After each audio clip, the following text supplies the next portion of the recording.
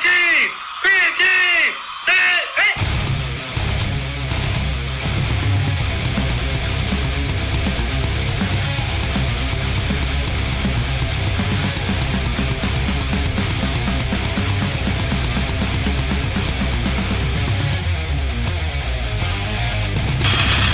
Good afternoon, football fans, and welcome to the conclusion of AFC week right here on 3 and Out, 8 divisions in 8 days, AFC South edition, right here on IE Sports Radio, your direct feed for all that is sports.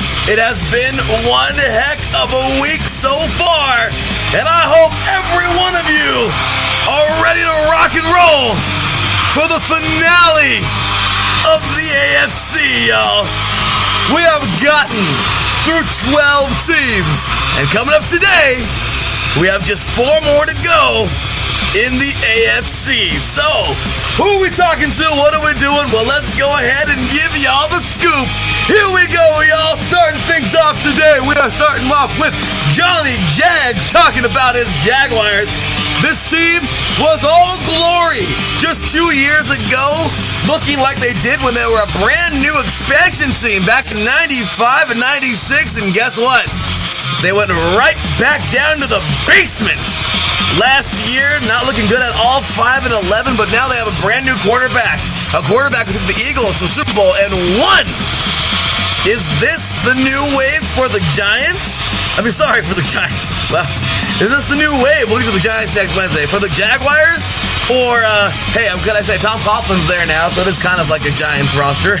But, is this a new wave for the Jags? We shall find out. Also, we'll be talking after that to a brand new guest here, Mr. Steve Sebring, about his Texans. As Dabo Sweeney said, passing up on Deshaun Watson's like passing up on Michael Jordan. Well, let's see if this Michael Jordan can take this Texans team past the second round for the first time in franchise history. They won it last year at 11-5, but can they get past the second round this year? We shall see. Can they win it this year? Will they be good this year? We'll talk to Mr. Steve Sebring. Also talking with the newest member of IE Sports Radio. She is a proud member now of the 3 and Out College Edition team on IE Sports Radio with myself, H-Sound Blake, and Mr. Christian Espinoza. She'll be talking about her Tennessee Titans, who went 9-7 last year. Have they rebuilt?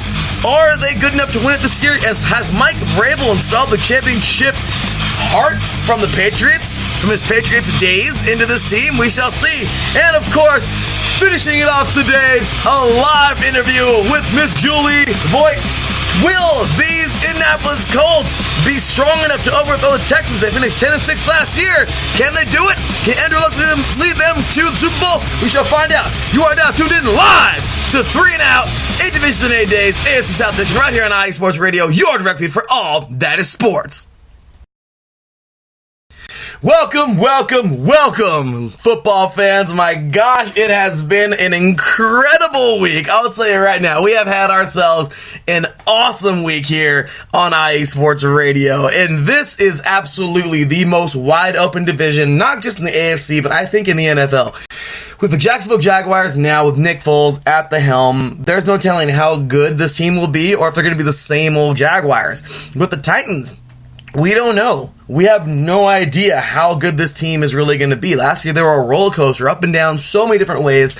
Can they pull it together today? But can they pull it together? Will they pull it together? We shall see. And then on top of that, we have here a Colts team who, last year they looked very dominant, but do they have enough firepower? You'll hear me talk later on in my interview with Miss Stephanie we kind of go through the weirdest weeks 10 through 12, where the Titans will all but blow out the Patriots. Okay, absolutely destroy the Patriots, 34-10.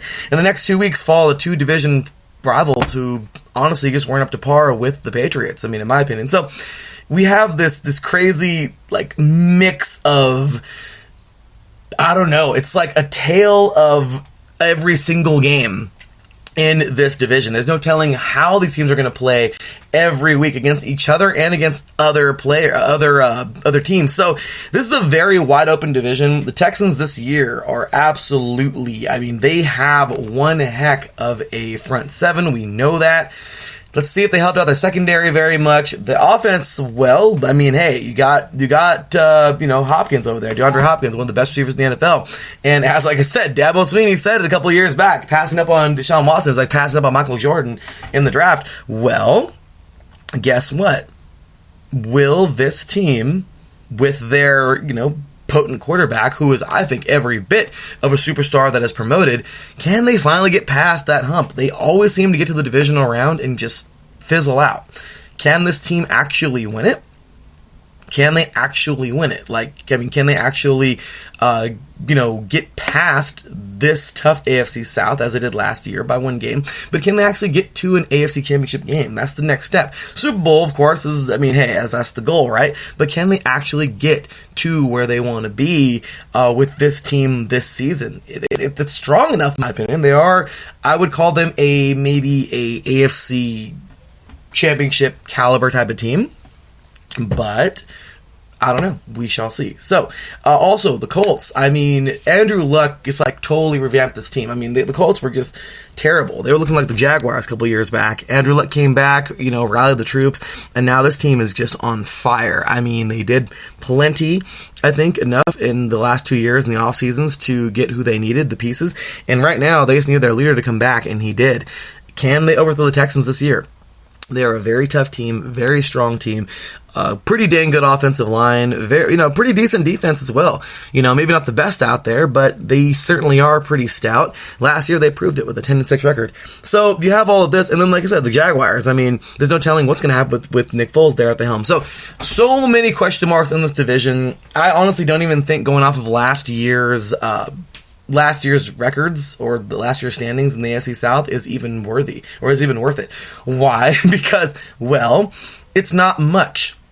Okay, it's really not much. There's not much to go off of because the Colts, they could be better. Any of these teams could be better or worse. Seriously, I don't know if any of them... They were such a roller coaster last year, all of these teams, for the most part. I mean, yes, okay, the better part of the division went, over 500. But it's still, there's some question marks here. The Titans and Colts and the Texans, I think, can all maintain over 500. The Jaguars, well, they can definitely go down, but we don't want, I'm pretty sure their division will have something to say about that, but I'd like to see them do better. And with Foles there, can they take a bite as a team out of some of these wins for the top three teams right now, the Texans, the Colts, and the Titans? So there's so much to get into, and we have so many great interviews today. So as I mentioned today, y'all, Johnny Jack's coming up momentarily for the Jaguars. We have a brand new listener here on IA Sports Radio, Mr. Steve Sebring, talking about his Texans. Then we have the newest member of IA Sports Radio, once again, like I said, Miss Stephanie. She is awesome, joining me to talk about the Titans. We recorded that interview last night, and then later on live at the end of the show, we'll have Miss Julie Voigt on the show. Hopefully I'm not butchering her name, so Julie, my apologies. You can jump in the chat room any time or let me know how to pronounce your name, so I'm sorry, but I feel that this is a very open division. I am so excited for today's show because there is no telling who's going to win this thing this year with as much talent and with as many ups and downs as all these teams had last year. So, with that said, as I always start the show off, all glory to God, y'all. Hey, big ups to the man above, as always. Without God, y'all, nothing is possible. None of us possible. Nothing is possible. So, as always, I love you, God. I love you, Jesus Christ. Without Him, nothing is possible, y'all. So, also, as I always say, big shout out to all you listeners out there who make this thing possible. I love showing y'all love. Thank you for showing us love. We appreciate y'all. And thank you so much for checking us out on social media everywhere. Make sure to give us a follow at IA Sports Radio on Twitter, on Instagram at IA Sports Radio. Give us a like on Facebook. We'd certainly like that.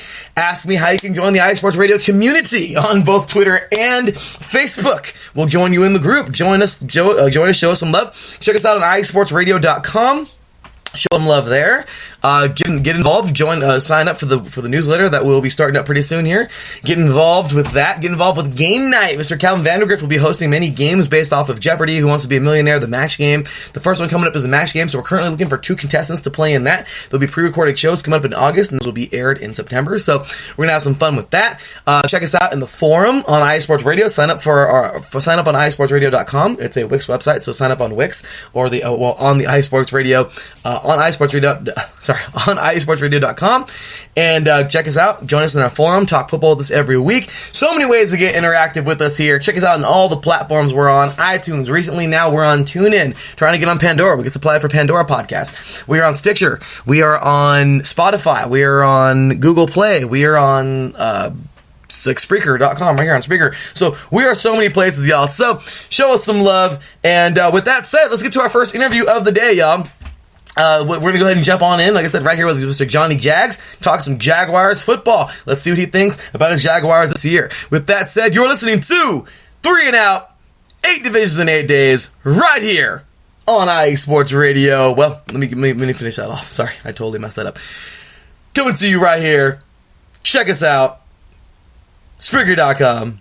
Show us some love, y'all. So, all right, let's go ahead and continue this. Sorry. So many things going on right now.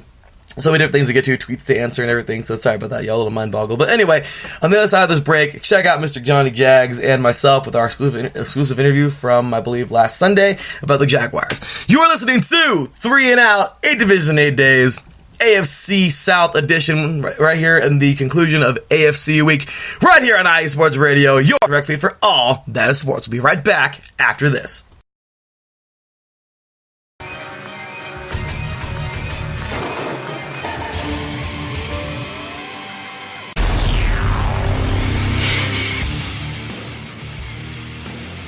Wrestling fans in the podcast world, you are in the right place to listen to the right show, the premier show in the professional wrestling podcasting world. This is Ring Rambling Radio, and you're listening to one of the co-hosts. I am Martin Sandoval, a.k.a. the SoCal Saint, along with my 2 co-hosts, the lovely Felicia and my boy Matt. Yes, every Saturday or every other Saturday morning, you can listen to us, the premier wrestling team, giving you the premier wrestling news, rumors, updates, event discussions, everything that has to do with professional wrestling. You're in the right place. IE Sports Radio presents Ring Rambling Radio.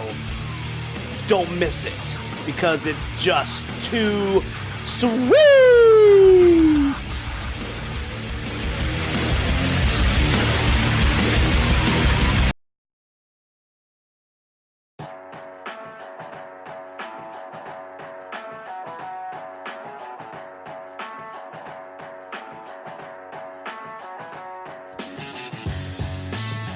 Two Wheels Wednesday is the place to come for all your motorcycle sports news every Wednesday on IE Sports Radio with myself, Matt White.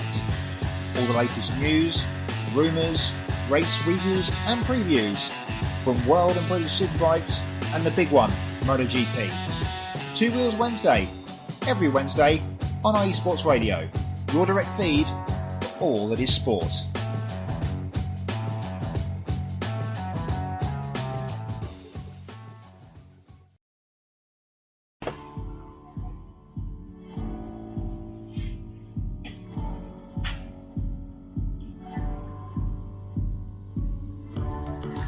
Hi, I'm Phil Robinson, running points, setting up Phil Jones for the finish. Join us every Wednesday, 5 p.m. Pacific Time, 8 p.m. Eastern Time, as we break down the week in basketball on the home for Real Talk Sports Radio, IESportsRadio.com. Drivers, start your engines.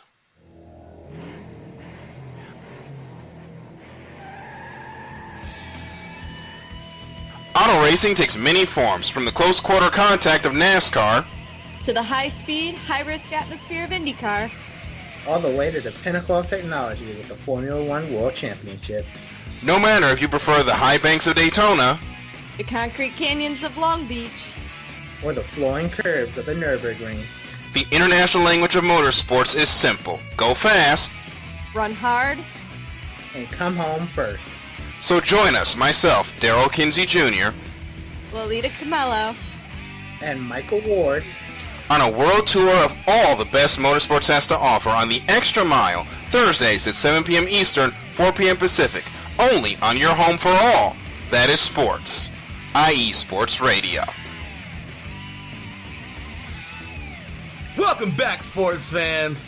Well, as I mentioned in the introduction, we now have 3/4 of the AFC down and just 4 more teams to go, y'all. That's right. We are rocking and rolling here on 8 Divisions in 8 Days, 3 and Out, y'all. Our very special 8-episode season premiere to season 6 here on 3 and Out, and every year we're just getting bigger and better, and I'm really excited for this guy right here because he's been on the show numerous times before over the last couple of years. He's become a great friend of mine. He's a great guy, man. Just sharing with me a super cool story about he meeting the owner of the Jacksonville Jaguars a few years back, Shad Khan, the Khan family. We're just talking about it. Him and I mean, these guys, they got money, all right? Awesome people, though, from what I understand. Incredibly humble guy from what my next guest was telling me right now. And yeah, I mean, you've heard on Ring Rambling Radio here on IE Sports Radio with Mr. Martin Sandoval, Miss Felicia Ruiz, and Mr. Matt Patricia about AEW dropping this year, of course. Well, they own AEW also. I didn't even know, but my guest was telling me they own Fulham, the soccer club in England. So awesome stuff there. They're fully invested in sports, and you know, it's awesome to hear that they're, you know, at least, you know, the main owner is a good, humble person. I'm sure the entire family is, the Khan family, but awesome, humble people, I'm sure. But it's just super cool to hear something like that. And our next guest here, pretty humble guy himself, especially after a tough year last year, but a great year the year before that, going all the way to the AFC Championship game. Ladies and gentlemen, this man right here is by way of Canada. So happy to have him here on the show today to talk some Jacksonville Jaguars. He's the first one up here on our AFC South edition of 8 Divisions in 8 Days here on 3 and Out on IE Sports Radio. Happy to have him here. As I mentioned, y'all, we have gotten 12 teams in. By the time we finish up today, we will be halfway done with the NFL and off to the NFC for NFC Week next week. It is the conclusion of AFC Week today, talking AFC South. 4 more teams to go, and the first one up, well, they are the Jacksonville Jaguars. As I mentioned before, ladies and gentlemen, welcoming our guests here for today. This interview was recorded on Sunday, a couple days ago, back on Sunday, July 21st, 2019. So, here to talk about his experience when he went on over to Jacksonville and in his experience with meeting Mr. Shad Khan, as well as talking about last year, the offseason, and getting ready for this year. Ladies and gentlemen, welcoming the one, the only, as I mentioned, by way of Canada, Mr. Johnny Jags, Johnny Maxaba. What's going on, Johnny? How you been, man? Mr. Larry, great to be back, brother. Great to be back. It is great to have you back. As I mentioned last year on 8 Divisions in 8 Days, you were the only one, man. We got 31 teams down with a live guest or, you know, a record somewhere in there. And unfortunately, the Jaguars were the only one that we didn't get.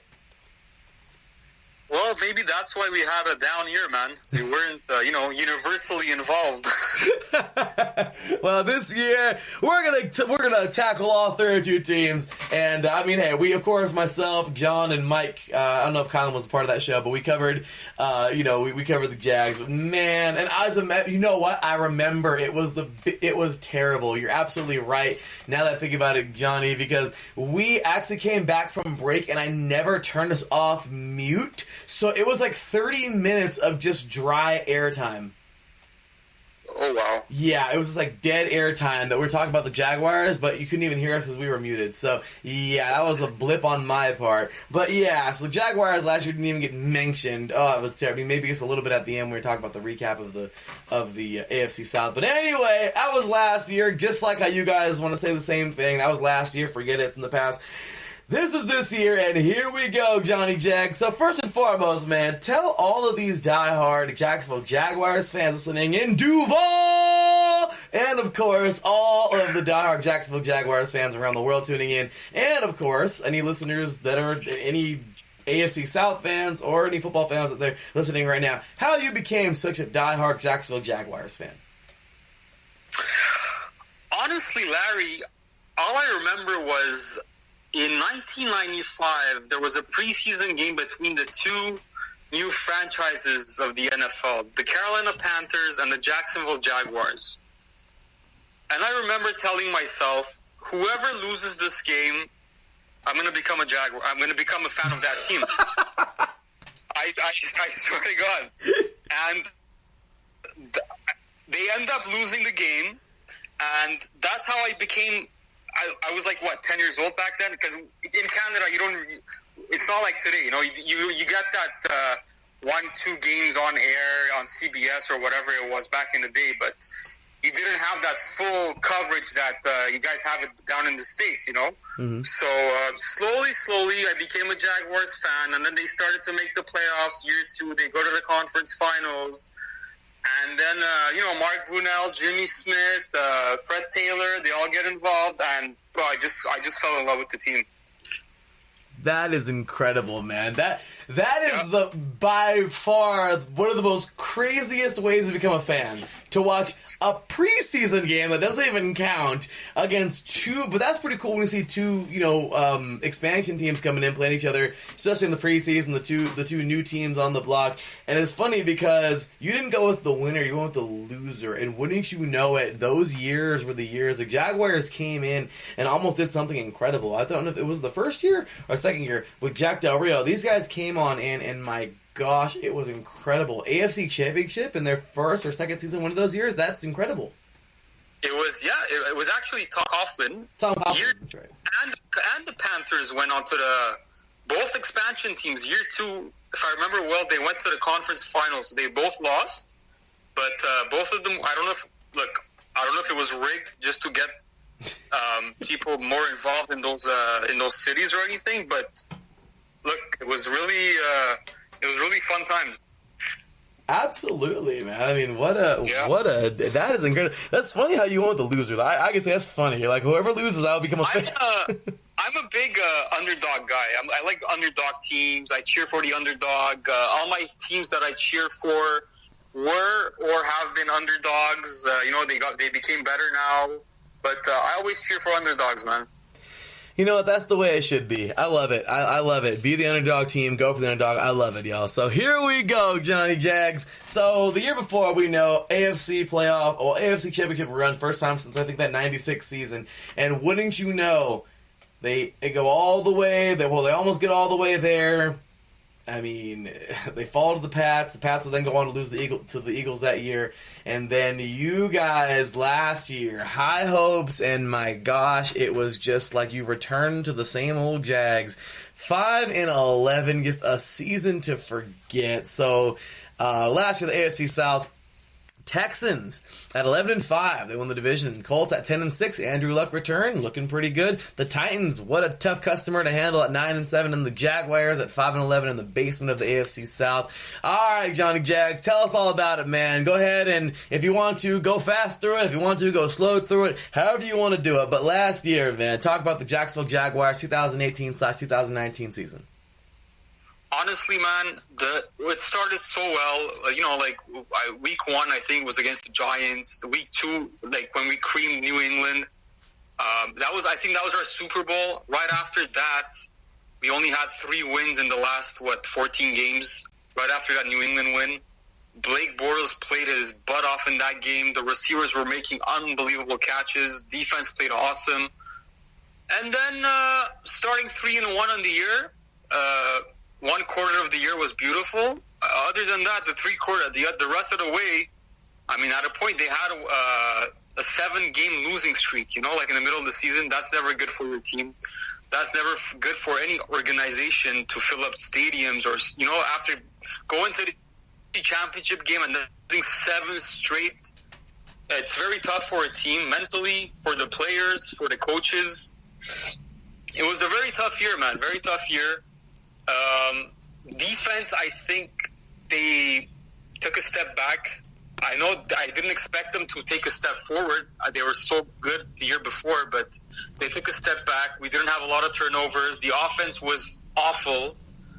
Wide receivers dropped. I think the Jaguars had the most drop passes in the league.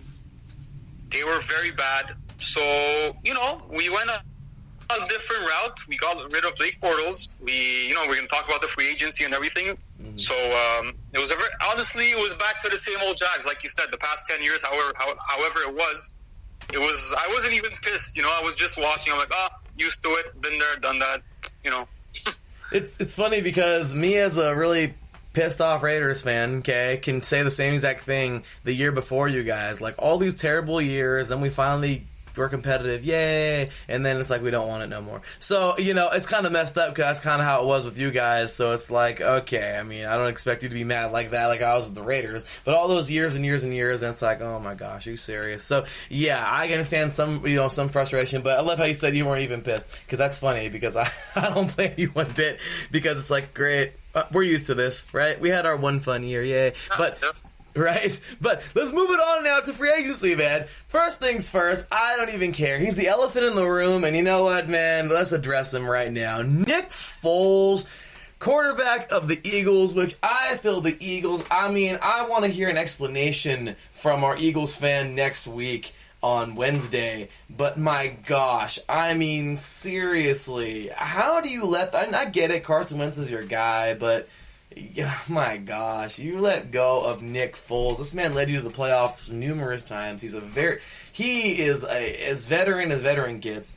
Such a good athlete. And they just let him go. Now, you guys, I think, you guys went off. You picked him up. You let go of Blake Bortles, but you guys looked good. You guys look good with him back there, in my opinion. This guy... Great stuff. He signed him to a courtesy of the ESPN.com. I'm getting my sources from here. 4-year deal worth up to $102 million. His guaranteed money is $50.125 million. That is insane. What an incredible deal for Nick Foles. But you guys, man, to me, that was a huge pickup. Then you guys pick up Chris Conley, wide receiver. Pretty good pickup there. Cedric Ogbuie, I don't want to butcher his name, but he was an offensive tackle. Nice pickup there as well. AJ Cann, offensive guard. Jeff Swaim, tight end. And that is actually it for your free agency, unless I'm missing anybody. So go ahead and talk about your free agency real quick, Johnny. Let us know, man. What do you think? What were your thoughts on all those? And I really can't wait to hear what you got to say about Foles. Yeah, let's start with Nick Foles, man. Honestly, Nick Foles, he doesn't cut to me. Yeah, he won the Super Bowl. He had that magical run with the Eagles. They won the Super Bowl, yada, yada, yada. But go back to a couple of years ago when Philly got rid of Nick Foles, when he went to, I think it was back then, St. Louis Rams, and he was a forgotten case. And then he went to Kansas City. He was almost going to retire. And when... the Chiefs traded to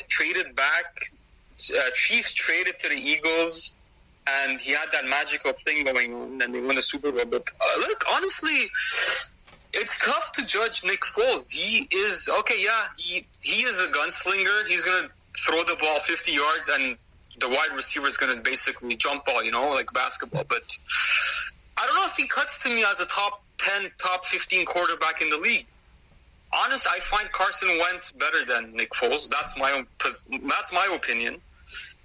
Carson Wentz is younger. I guess that's why they kept Wentz versus Nick Foles. But look, good for the guy. He got his contract. He made his money. He's set for life. Hopefully, look, he doesn't. I guess he doesn't choke in the big stage with all that money on the line. I don't trust our receivers, honestly, with that big signing. Jaguars could have drafted Deshaun Watson, Patrick Mahomes, yada, yada, yada. They all missed the boat. Why? Because they had Mr. Blake Bortles in the bag. Because they sacrificed Bortles for the third-round pick. And the GM didn't want to look bad with that. They even gave him an extension last year. And he's not even on the team anymore. So Nick Foles, we'll see. It's a question mark on my end. Big signing I like was actually Thomas Rawls, the running back, because Leonard Fournette always injured. I always liked Thomas Rawls, especially when he was playing with the Seahawks a couple of years ago. I'm excited to see what he could bring in the especially passing game, because we lost TJ Yeldon. I really liked him. They got rid of him. He's with the Bills now. So Thomas Rawls, we even drafted Raquel Armstead. I don't know. We'll see what he could do with the Jags. But, it is what it is. Offensive line got a bit better, too. We drafted, a highly second-round pick in Jawan Taylor from Florida. So I'm really excited to see what he could bring in the game. Other than that, it's always Chris Conley, like you mentioned. Chris Conley, he was a forgotten guy in Kansas City after, Tyreek Hill, Travis Kelce, and all these guys. But he's a big wide receiver. I think he played college with Nick Foles, if I'm not mistaken. Or they have a connection. That's why they brought him in. So maybe in the future we'll find a Foles to Conley connection in the end zone, That would be awesome. I mean, really, I didn't know. That's cool. I got to find out where they went to college. That's super neat. And I'll tell you right now, they have, if they got some kind of connection, that's great. You guys, man, I don't know. It's hard to say, what's going to happen here, what's going to happen there, whatever. I get it. No, Arizona. So Nick Foles play Arizona. Okay, so, but the big thing is you know what? I mean, with the Super Bowl winning quarterback, though, this guy played on the biggest stage. I know he had a good team around him, but my gosh, I think he just had a great season. And hey, it's totally no. Your opinion, my opinion, it is what it is. But I feel that he is a extremely gifted quarterback. And you know what? Hey, if you're gonna take Wentz over him, that's great. But I just feel like the big thing was, correction here. Okay, so I'm looking at Conley. He actually played at Georgia. But yeah, so I have no idea. I don't know. Maybe they played somewhere together on a team before, in the preseason, or I have no idea where. But yeah, so right now my biggest thing is Nick Foles being a Super Bowl winning quarterback. He's at least got the experience of being there. He played the whole freaking game. They beat the Patriots. He's got it. So when it comes to your starter, it's definitely, I hate to sit here and say anything bad about Blake Bortles, because, hey, things happen. Sometimes you're just not cut out to be an NFL quarterback. It's what it is. Maybe he needs to change scenery and he'll be great somewhere else. But as of right now, you guys picked up a quarterback who, in my opinion, is an upgrade.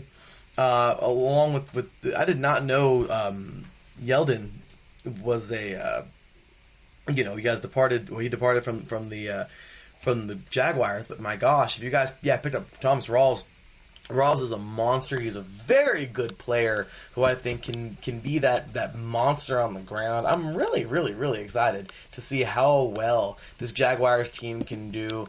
With the free agency alone, they looked pretty good. So, all right. So let's now go ahead on into the Jaguars draft, because my gosh, you guys did pretty good. Okay, pretty good in free agency. I liked it. But in the draft, well, let's go on over to ESPN.com. That's where I got my sources from, by the way, for the free agency. Now let's go ahead and move on over to the draft. First round pick. I love this pick. I want him to be a Raider, of course. We did get a pass rusher, but I loved this. Josh Allen, outside linebacker out of Kentucky. Last year, dude, I'm telling you, Kentucky, no one even knew Kentucky had a football team until last year, okay? Let's be real here. Everyone thought this was a basketball school. Seriously. But last year, guys like Snell Jr., who went to the Pittsburgh Steelers, talked to Mr. Matt Haynes earlier in the week on Monday about that guy, and he can definitely be a big threat in Pittsburgh. And this guy right here, Josh Allen, going on over to the Jaguars, great pickup with the 7th overall pick. Next up, second round pick, Jawan Taylor, as you mentioned, offensive tackle out of Florida. big boy, man. Big body right there. Big guy that can play, can help out blocking for Foles. Next up, we have Josh Oliver, tight end out of San Jose State. I don't know much about him, but another target there. Also, Quincy Williams linebacker out of Murray State, so Division I AA, I believe. And if they are single A, they must be a smaller. But anyway, then you have, let's see here, Raquel Armstead, running back out of Temple. You also have Gardner Minshew, who, he was great at Wazoo, man. He looked pretty darn good at Wazoo. Senior Bowl, he looked pretty good too. But this guy right here, I think, is a steal. He's somebody who can actually, maybe didn't have the best performance at the Senior Bowl, but who cares? You know what? As of right now, he got drafted. He got drafted late, but regardless, he can really come to his own under a quarterback like Nick Foles. He can really learn plenty. I mean, that is great. To me, that's a great pickup. Then you got Dontavius Russell, defensive tackle out of Auburn in the 7th round. So overall, give us your thoughts on your draft picks and let us know. Give us your overall grade. Well, like you said, man, Josh Allen, he fell in the first round. I was just surprised as anybody. I really wasn't expecting Josh Allen to fall there, but you always need pass rushers in this league, so that's an awesome pickup. Then what's his name? Jawan Taylor falls, and everybody was expecting him to go in the first round, maybe even top 10, top 15. He falls in the second round, and he just falls in our lap. So, all right, pick him up. And the tight end we were talking about, Josh Oliver, he's a very speedy, pass-catching tight end. I hadn't heard about him a lot, but I was watching some tape and everything, and he looks solid, man. Nick Foles likes his tight ends, as in Zach Ertz or a Dallas Goedert type, Jacksonville is not known for a tight end team. I want to see what this guy's going to do. Usually in the first year, tight ends, usually they don't have big numbers or anything, but I'm expecting big things because behind Josh Oliver, you don't really have any. Yeah, we picked up Jeff Swaim. You have Ben Koyak, James O'Shaughnessy, but these guys are like mostly blocking tight ends. So I'm expecting Josh Oliver to, pick up the steam here in training camp and then follow this week starting and see what he brings, man.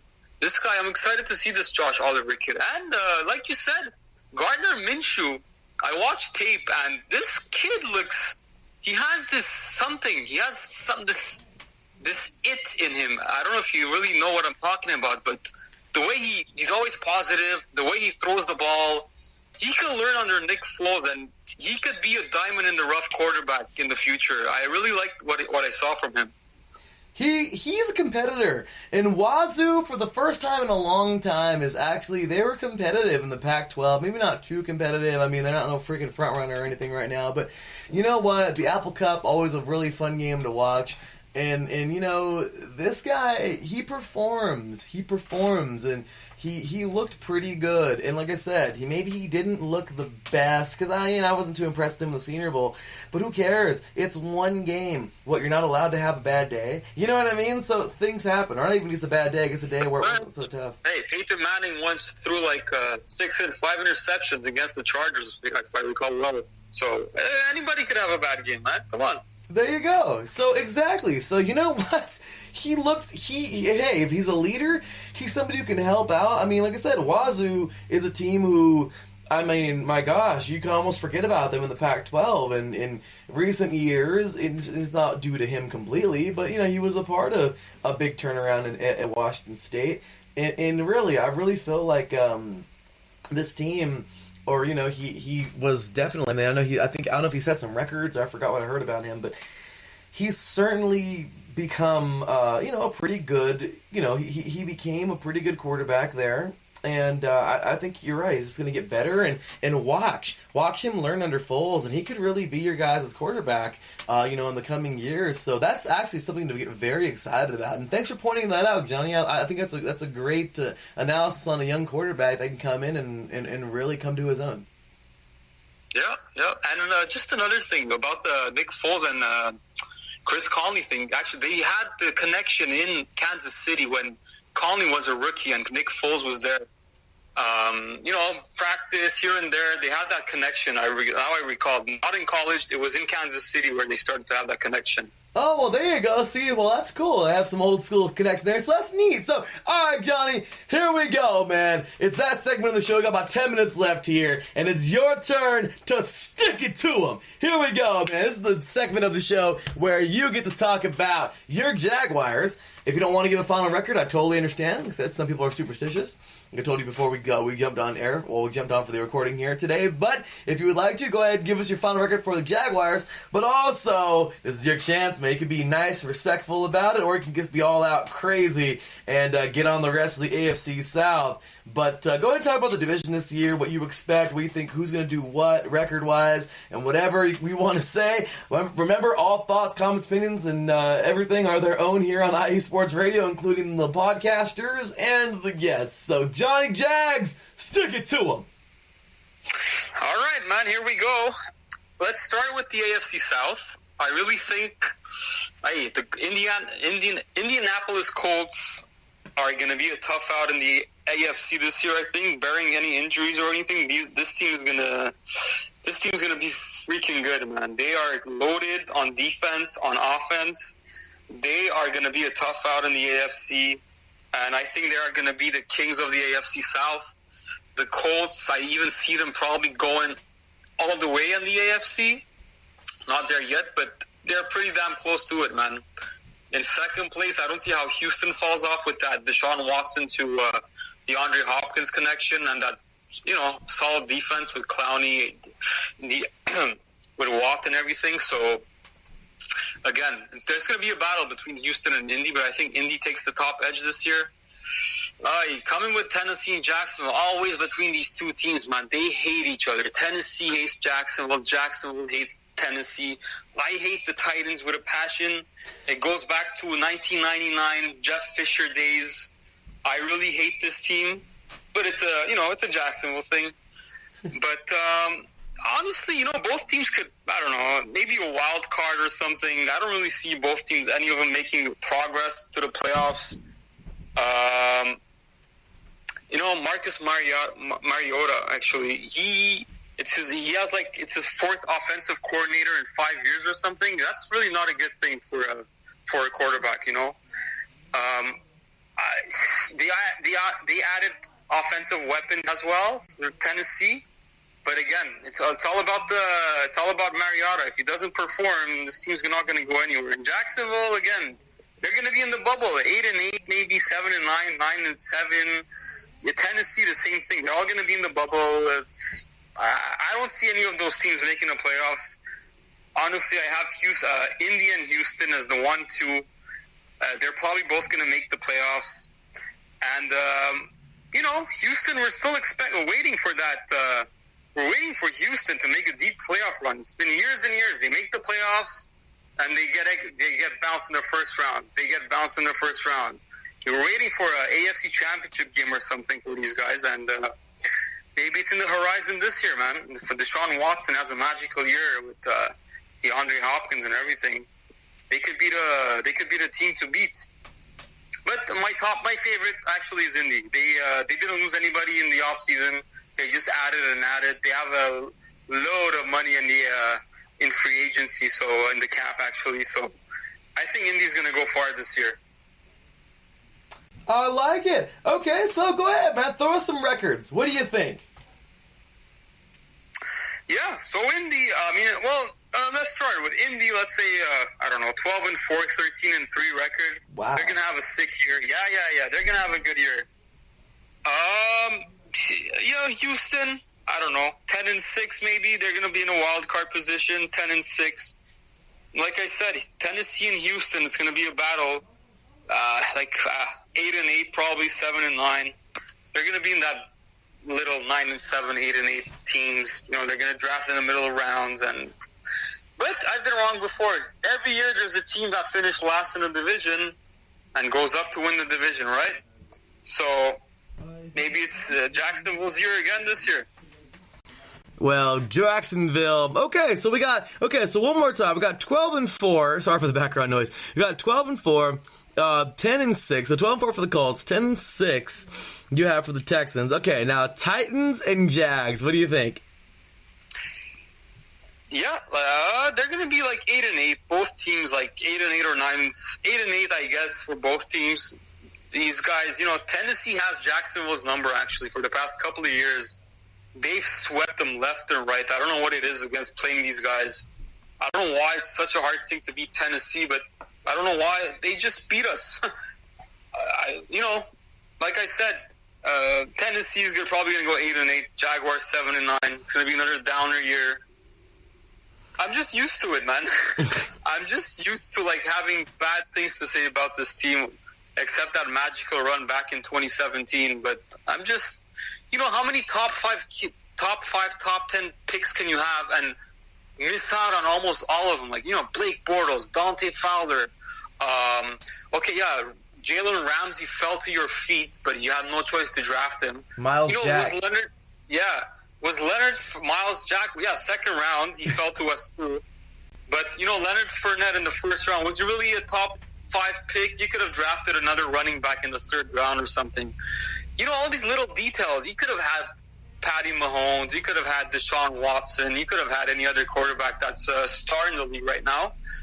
But it is what it is, man. Who knows if we had drafted Patrick Mahomes, he would have been a quarterback that he is right now. It's all about coaching. It's all about developing. It's all totally different. You have Andy Reid in Kansas City. You have other coaches in Jacksonville. It's not the same thing.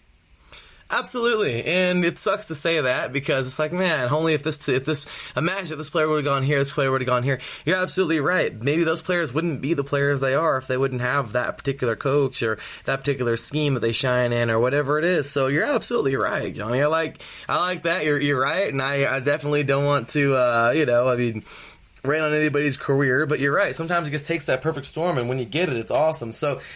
It's what it is. But, man, that was awesome. As always, ladies and gentlemen, once again, Mr. Johnny Jag, Johnny Maxavo, man. I hit the applause button there for you, buddy, but I know you can't hear it. But, hey, man, big ups to you. Thank you so much for being on today's show, man. You know the drill, though. It's the very end of it, of course. Let these diehard Jaguars fans in Duval and, of course, all around the world, man, listening. Let them know where they can find you on Twitter and anything else you'd like to plug on social media.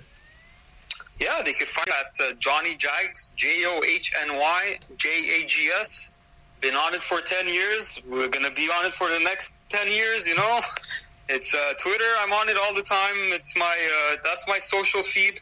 I don't have Facebook. I don't have Snapchat. I don't have this or that. So I'm only on Twitter, man.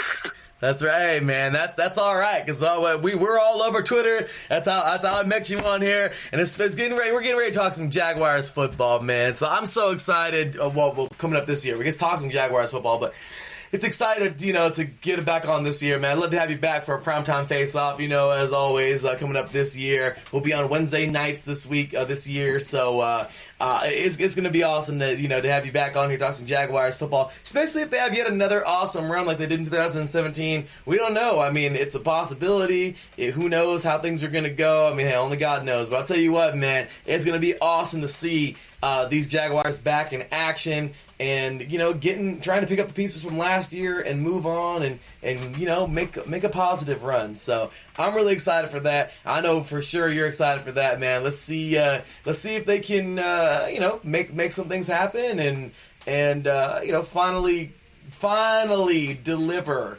that exciting football that you guys got in 2017, but that you also got at the very beginning of the franchise in 96, and of course that you guys have been waiting for from every year removed other than those 2 years. That's right. Yeah. I'm look, man, it's the end of July, the preseason starts in a couple of, actually it's going to start next week or something, the Hall of Fame game, whatever it is. So it's getting, man, slowly. So I'm getting pumped, getting my fantasy team ready slowly, and let's go, man. I'm pumped. I'm really pumped, and NFL is back, baby. Oh, it's gonna be awesome, man. So we're ready for it. Let's do this. So, all right, Mr. Johnny Jags. Hey, man, it has been great having you as always. Thank you so very much for being on the show today, man. Appreciate you. God bless you and your family, man. Thanks again for everything and for being on the show. Thank you, Larry. Thanks, man. Anytime you want, you know where to hit me up. I'll be on, man. I appreciate that, man. Thanks again, and have you a wonderful day, good sir. With that said, y'all, that will do it for this segment. Guess what? When we come back, oh yeah, it's continuing on with the rest of the AFC South. Next team up, we're talking Texans. With that said, y'all, it's me, your boy Larry B. You are listening to 3 and Out, 8 divisions in 8 days, right here on IE Sports Radio, your direct feed for all that is sports. Talking AFC South today on the conclusion of AFC Week, y'all. We'll be right back to talk some Texans football right after this. Hey, what's up, sports fans? You're looking for a different type of sports talk show, something you haven't heard before? You gotta check out the BS3 Sports Show every other Saturday on 2 Live Stews Radio, 1 p.m. Central Time, 2 p.m. Eastern. Sports talk at its finest. Always have great guests, playing some good hip-hop. You don't want to miss it. Make sure to tune in to the BS3 Sports Show every other Saturday at 1 p.m. Central Time, 2 p.m. Eastern. Ladies and gentlemen, hear me and hear me good. If you like sports, then you like the Wait a Minute Show. If you like comedy, then you like the Wait a Minute Show. If you like a different opinion coming from a different angle, then you like the Wait a Minute Show. So join me Saturday, 8 p.m. Eastern Standard Time with your host, Jelani J.B. Bodie.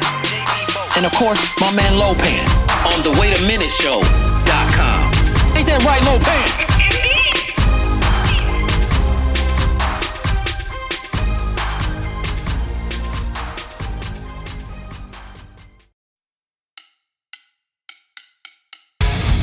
Good day, folks. Yours truly, Nico Green here, reminding you, tune in to the Neutral Zone Hockey Talk Radio Show, Tuesdays, 4 p.m. Pacific, 7 Eastern, proudly brought to you by IE Sports Radio. It's the Neutral Zone. All hockey, all the time. Take care. See you soon.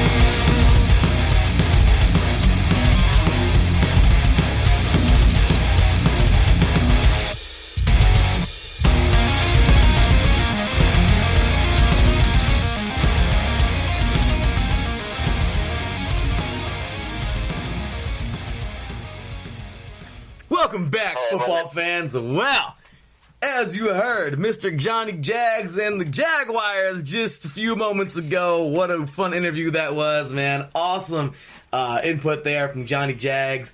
And I know he's certainly looking forward to his Jaguars season this year. And we're going to keep it rolling here today with the AFC South. As I mentioned already, AFC South Day, the conclusion of AFC Week here on 3 and Out, 8 divisions in 8 days. We're bringing it to you, y'all. This is, once again, the conclusion of AFC Week. So, next Monday starts NFC Week, but we got 3 more teams to go, and one of them is the Texans. So, starting things going up here with the Texans. Really happy to have this guy here, man. Totally new to IE Sports Radio, new to 3 and Out, and hopefully we'll have him on for many more shows coming on up here. So, diehard Texas fan on the line, y'all. Ladies and gentlemen, welcoming in to talk about those Houston Texans. Welcoming for his first time here on 3 and Out, ladies and gentlemen, Mr. Steve Sebring. What's going on, Mr. Steve? How you doing today, man? What's going on? Doing good. About yourself? I'm doing my best. Glad to have you part of the show, man. Thank you so much for doing the show today.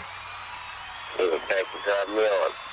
Hey, you're very welcome. Couldn't appreciate you more, man. So, this interview was actually recorded a few days ago, just like Johnny Jags, on Sunday, September. Wow, I'm already in the season. Sunday, July 21st, 2019. So, just a few days ago on Sunday, this was recorded. So, another recorded interview, but it's just the nature of this week, because I got a coach now this year, so, had to do the show a little bit earlier, but it's all right. Everybody that is willing to do interviews with me instead of the live show, couldn't appreciate y'all more, and definitely appreciate the heck out of you for joining us here today, Mr. Steve. So with that said, man, those Houston Texans, talk about a storied franchise, and talk about an interesting team, up to date. So with that said, let's go ahead and start things off with a little bit of your history with the Houston Texans, man. So first things first, let's go ahead and tell all these diehard Texans fans listening right now how you became such a diehard Texans fan yourself. Well, I became a Texans fan about 5 years ago, about 2014. Probably DeAndre came into the league. So that's why I started watching it when DeAndre really came in.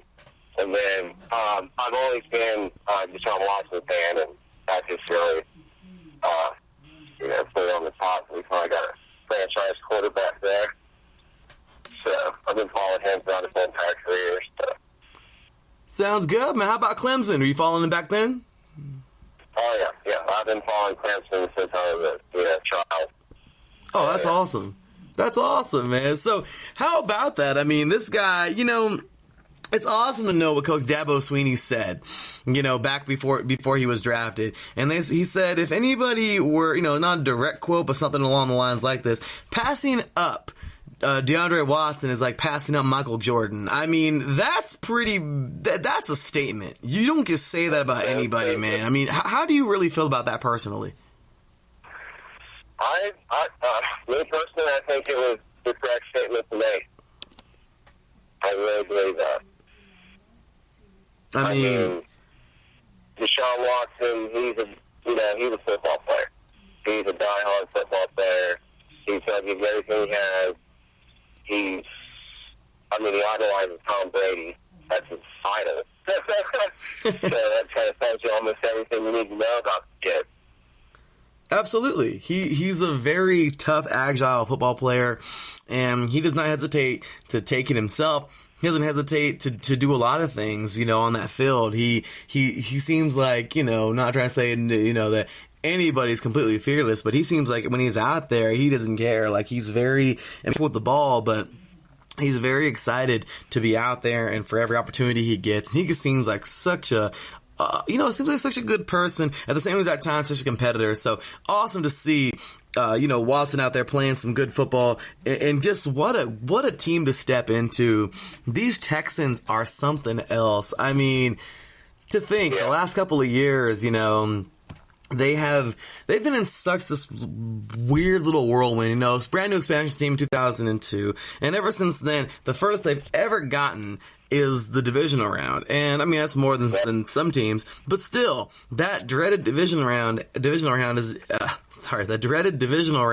has just been a thorn in the Texans and the Texans fans, including yourself, and all of your side. And it has really just been something that has kind of plagued you guys. You get there, and then you just kind of don't. So let's kind of jump on in. Well, you don't get any further. So let's go ahead and jump on into last season and talk about the AFC South real quick from last year. Thank you, Google, with the AFC South standings 2018. So last year, the Texans do it again. They win the division, 11-5, nice record. Then the Colts at 10-6, Titans at 9-7, and the Jacksonville Jaguars at 5-11. So the Texans getting it done last year, and well, you tell them the rest of the story, man. So go ahead and talk about the Texans season last year. Kind of walk us through, the emotions you felt throughout the year, or, there was high points, low points, and whatever. And then, of course, into the playoffs and how you felt about last season as a whole.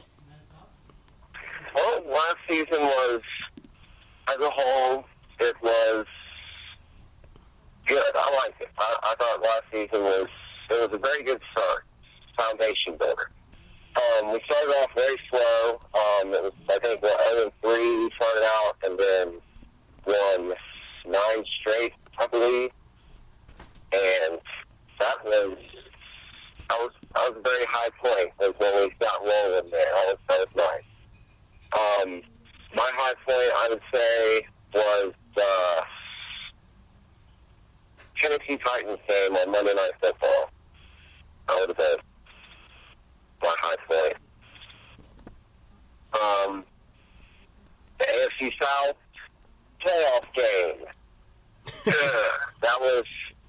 We kind of faded away there in that one. Defense didn't really show up very well. Couldn't really connect down the field. T.Y., he had a game on us, which he normally does. That was it. But 2018 was a good season. I look for 2019 to be even better. I look for us to get back to the divisional. I know our schedule is a lot tougher, but a lot of people have got the Colts coming out. I don't know. It's either going to be the Colts or the Texans. I'm saying Texans right now.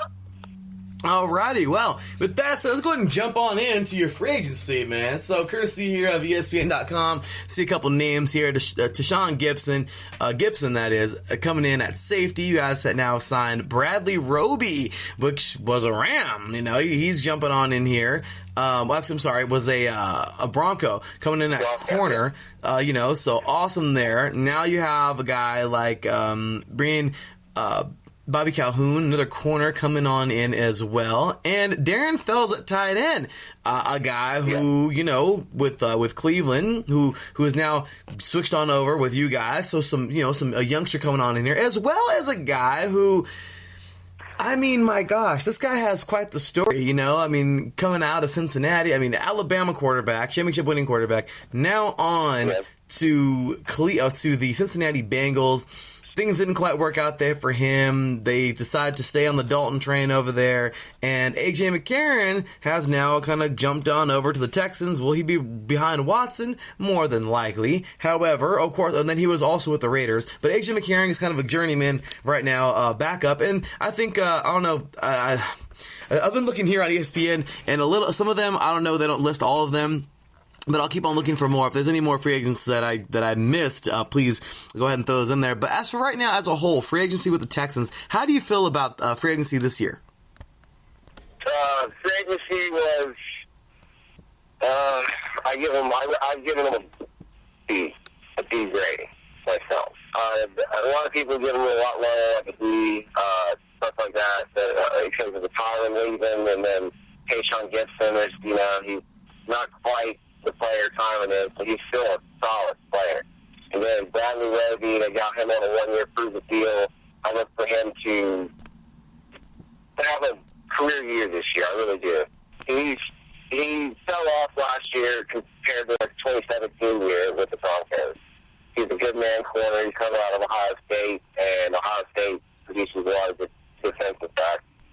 Marshawn Lattimore, Denzel Ward, and he's been up there. Let's see.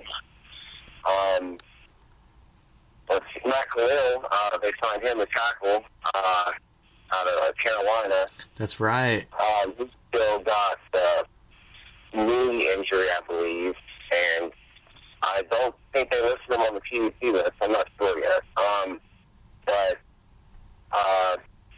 overall, it's just they filled a lot of holes where holes were needed, but they didn't really sign a lot of wow players, let's say that. Yeah, and they say they didn't list the Khalil here, but yeah, Khalil, another pretty, he's a USC guy, a guy who can definitely come on over, a little bit of a, veteran presence, so certainly... Yeah, you guys have, not too bad. I agree with the B there in free agency. Not too bad. You guys picked up some pretty key players. Hopefully nothing happens to Sean Watson. I definitely hope he stays healthy the whole year. But if not, you definitely have a young guy or semi-young guy with some promise back there. Slight, veteran backup quarterback in A.J. McCarron. But yeah, Roby coming on over, I feel is just a very, really, I feel like the big one I really do feel was Roby coming on over. How do you feel about that secondary right now? Secondary, I'm liking. I also forgot the Brian Body Calhoun from Cleveland. And that's right. He's a great nickel corner. I really like him finding too. Very good players. Once again, you guys have already had a tough team. The secondary, it's kind of crazy because you guys have a good secondary. But the crazy part about the Texans is as good as the secondary is, the front seven is that much better. Seriously, you guys have... Yeah. It's incredible, okay? Clowney, Watt, and Merciless alone are absolute monsters, okay? So, you add, just more dimensions. This is one stout defense, and it's very exciting to see, to see these guys at work. So let's hope they can all stay healthy. But other than that, right now I feel like the heart and soul of this team is that front seven, and really, I just feel like they just continue to do more to advance that defense. So, okay, so you think overall about a good B, huh? Yeah. Okay, I'd be solid with the B as well. So, all right, let's go on over now to ESPN.com and check out the draft from this last past season. Coming from this last past year. So, first round, you guys went 23rd overall, Titus Howard, offensive tackle out of Alabama State. Now, not the Alabama, but Alabama State. Hey, a reason to believe this guy is actually a really good tackle. Somebody with good footwork. You guys, you need, if you're going to have a superstar back there like the quote-unquote Michael Jordan, if you will. But if you're going to have, Deshaun Watson back there, a guy who will not hesitate to scramble, you're going to need a really tough offensive line. Now, a guy like Titus Howard, Alabama State can hold their own, man. Like, I remember Alabama State when they were first officially D1 single A, and these guys are absolutely balling out. Not the best team out there. Certainly not going to face off with a team like Alabama, upstate, where they are. But still, regardless, I think it's upstate. I don't know, but regardless, Titus Howard, man. They must be seeing something very special in this guy. First round draft pick here. Very good job there to pick up a big tackle. Next up, you have Lonnie Johnson Jr. If you're going to continue to add to that secondary, as I mentioned, you've seen just as well as I do. The secondary, they're decent. Now you added Roby, okay, Calhoun. Now you can add another guy, a young guy like Lonnie Johnson Jr. I talked to Mr. Johnny Maxabo, the guy right before you in the show, the Jaguars fan, and Josh Allen, of course. We were talking about Kentucky. I talked to Snell. I talked a little bit earlier as well, of course, for Monday's show in the AFC North, to Mr. Matt Hames. We talked about Snell Jr., the running back out of Kentucky. Seriously, it's kind of crazy to think Kentucky, this is like a reoccurring theme every time I see a Kentucky player, but it's true. Because it's funny, because if you think about it, up until this last past season, a lot of people didn't even think Kentucky had a football team. Am I right? It's like, well, they have a football team. Like, they're not just a basketball school. But this team has really come to their own. Kentucky, the Wildcats, and this guy right here is certainly a big part of it. So, Lonnie Johnson. I've watched a lot of his case, and he puts a lot of good stuff on film. I'll say that. I want to hear all you got to say about him. Continuing on, Max Sharping. Oh my gosh. This guy is a beast, okay? Like, seriously. Max Sharping, I don't know how the heck he fell the second round this late, but out of Northern Illinois, he was a Husky. Great feet. I watched this guy in the Senior Bowl, watched him in Senior Bowl practices all week long. He looked good at the Combine. Everywhere he went, he looked really good. You guys got a very good tackle there. Then you will pick up out of San Diego State. I'm right here down close to San Diego, so I'd pay attention to the Aztecs. Kahel Waring, tight end out of San Diego State, a big body tight end, man. Guy can go up and get the ball. Another weapon for Deshaun Watson. Then you have Charles Amenahu, defensive end out of Texas, a guy who I have no idea how he fell to fifth, or he fell all the way to the fifth round. But my gosh, you're gonna put him behind Clowney and Watt. I put a special package in there where I'll put a 60. I don't care. Run a 60 defense. Just for certain situations, their goal line's gonna be nasty. But great player there. And then you have Xavier Crawford. Okay, by the way, Charles Amenahu, defensive line in the 5th round. Then Xavier Crawford, 6th round, corner out of Central Michigan. Don't know too much about him. And Colin, looks like Giaspia, fullback out of Texas A&M. Okay, so those are all your picks for this year. But my gosh, if I can give an A to any team this year, one of them is definitely going to be the Texans in the draft, because you guys made out like a bandit. Along with free agency, the Texans had a pretty good offseason, man. So go ahead and give us your thoughts on all these draft picks, and of course, give us your grade. Okay. The first round pick, I really like them. Our first rounder. He is a flex-on tackle, and he's got 60. He needs to build a little bit more upper body, but he's still, he put up, I think it was 42 reps, 50, 45 at the combine, so he's still pretty stout. And then Max Sharping, I agree with everything you said on him. I'd say he's a B+, A- tackle. He's really, everyone's kind of got Titus Howard starting for a left tackle, but I think that Max, if he can show out a little bit of training camp, he could be just as easily the backup left tackle or the starting left tackle. So, and then Lonnie Johnson, his case, he is a ball hawk. He's not a speedster. He ran 14.5, which at his size, 6'2", 190, that's fast. And he's a great man corner. He'll stick to his man. He's got strong hands at the line of scrimmage. He can redirect the route. So he's an A corner. I like him a lot. I think he's going to put some attitude that's strong with. And then, let's see, Charles Omenihu, he's a monster. I think him just running behind JJ and Clowney, that's just going to further him along. Advance him, that would put him in places that, a lot of other rookies won't get to learn from. And then Xavier Crawford, he's a burner. I don't know a whole lot on him. I just know that he's quick and he's got some man coverage skill. I know from a lot of other Texans fans I talked to, they like him a lot. And then the fullbacks, I like how we're going to try to get back to running the ball, because we haven't had a fullback in a couple of years. So overall, I give our draft a B+. A lot of people probably won't rate it that high, but I'm going to give it a B+. I like it. I'm giving it an A, man. I think I gave it an A in the off season. Well, wow, okay.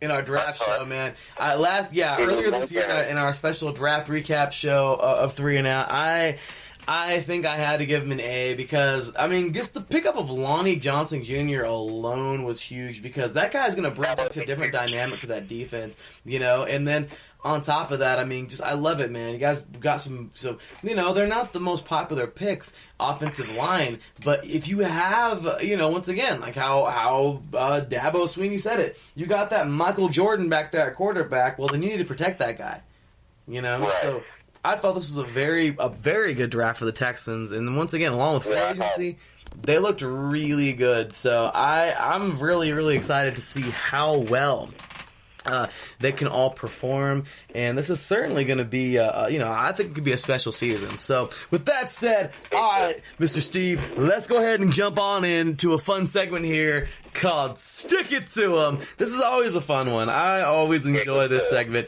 because now you can talk about the entire AFC South, however you'd like to. Like I said, disrespectful, respectful, however you want to be.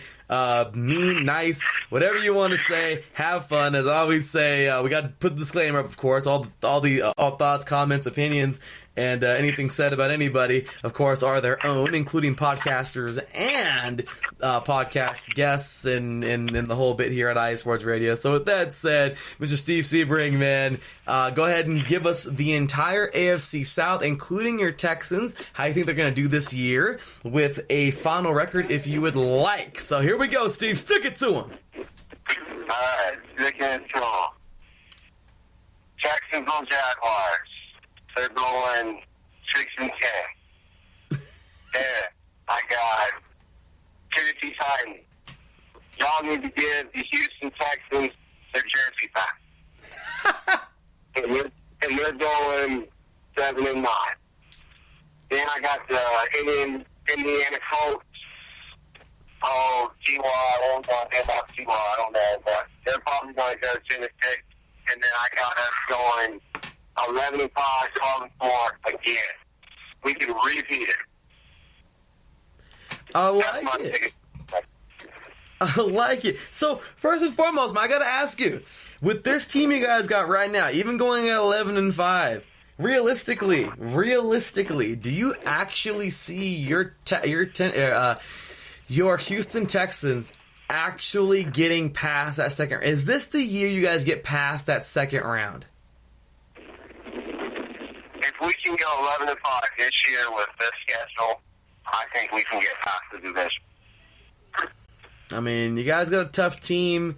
In my opinion, a pretty dang good team, man. You guys are stacked. You guys got a lot of firepower. And, I mean, yeah, by the way, man, that cracked me up. The Tennessee Titans give back the Texans jersey, huh? Right, yes. Oh, that's pretty darn funny. That's pretty darn funny.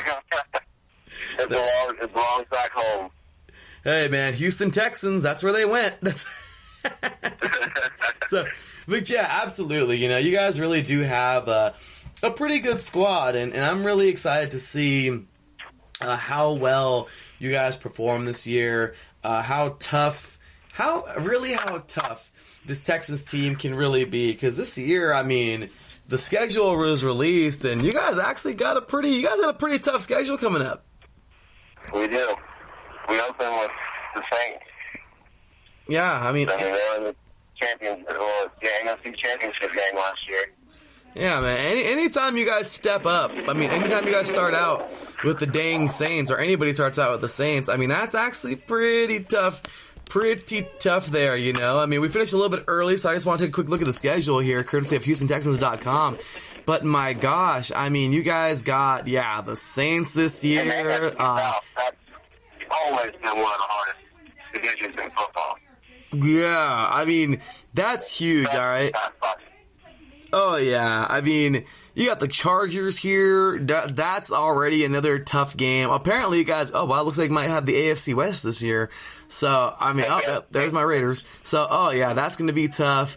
I mean, the Colts twice this year is going to be tough already. You know, so Ravens, another team who's up and coming. So, I mean, really, when it comes down to it right now, the Texans, wow. And the AFC South and the NFC South. Look at this. Falcons and the Panthers. And oh my goodness.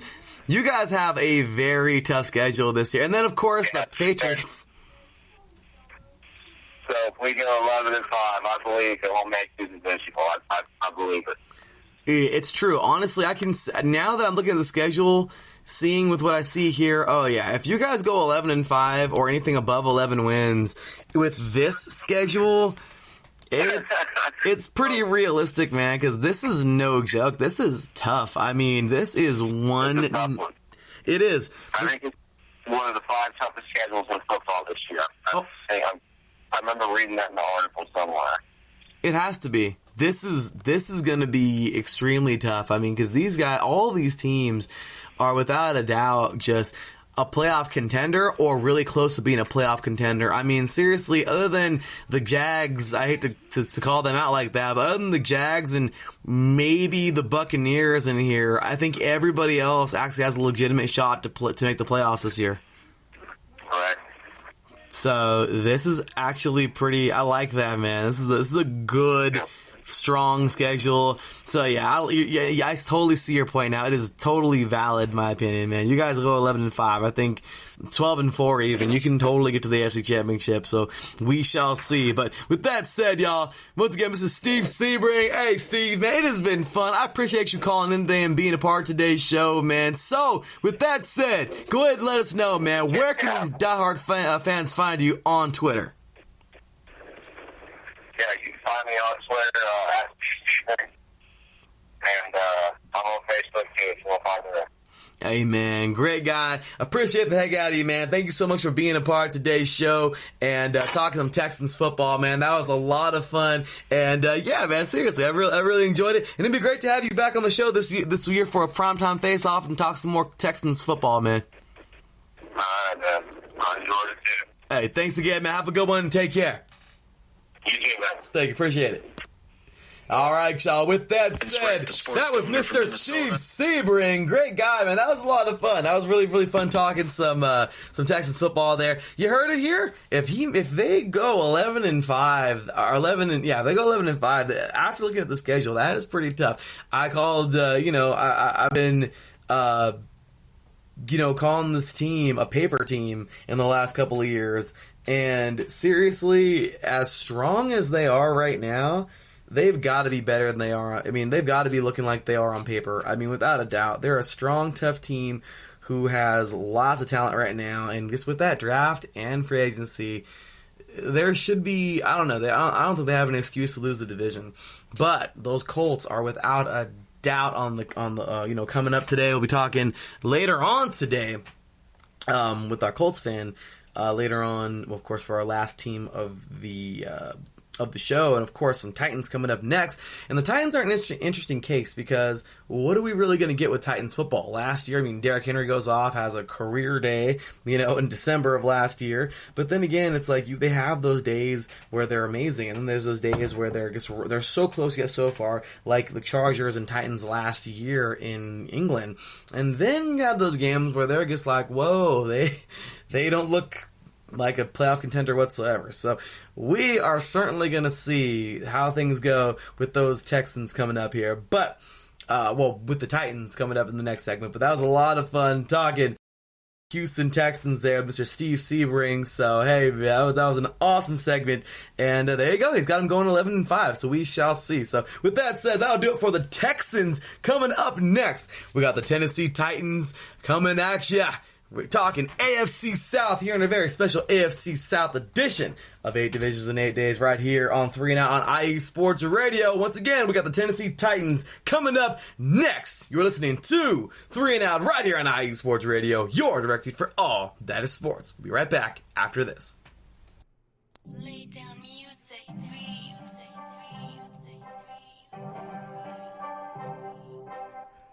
Hey, what's up, BS3 sports fans?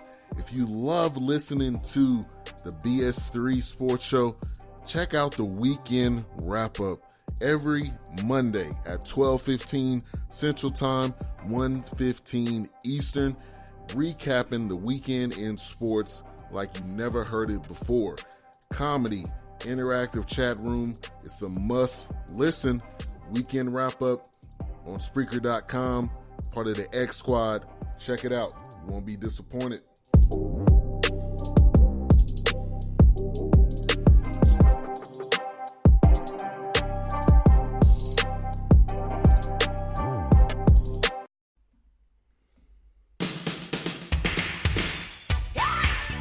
What up, all you boxing fans? This is Vince Wright, the sports governor, and me and Gilbert Batista are the host of Ringside on IE Sports Radio. Make sure you keep it tuned to IE Sports Radio, Spreaker.com for the latest edition of Ringside. All the boxing news you need right here. Keep it tuned, Spreaker.com, IE Sports Radio, your direct feed for all that is sports.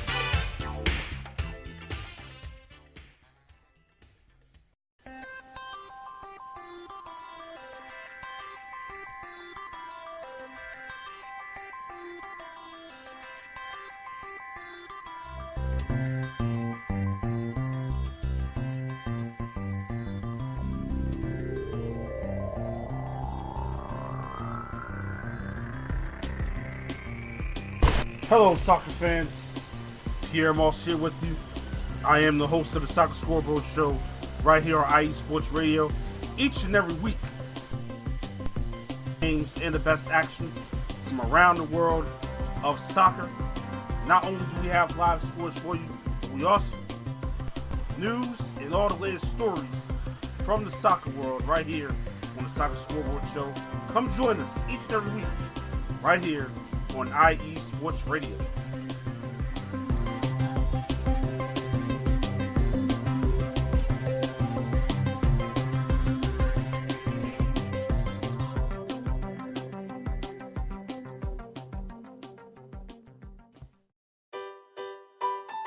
Hi everybody, it's Calvin here from USRN, here to give you an important message. Since 2017, we have done our absolute best to provide you with nothing but the highest quality of sports calls in the greatest of quantity possible. Thanks to you, our station has grown more than we ever thought. That's why, with your help, we would like to grow even further. Just think, twice the amount of your favorite calls, 24 hours of coverage, talk shows, play-by-play, game-by-game analysis, and so much more. That's right, USRN2 is officially in development. But we can't do it alone. We have set up a GoFundMe page that you can access from our homepage on the left of your screen. We also are planning special giveaways and prizes to our highest owners. Our goal here at USRN is to bring you the best calls possible at no cost to you. In order to continue to do that, we need your help now. Please check out our GoFundMe page, and if you would like to know how you can help, you can email usrnradio@gmail.com. Without your support, we couldn't do what we do.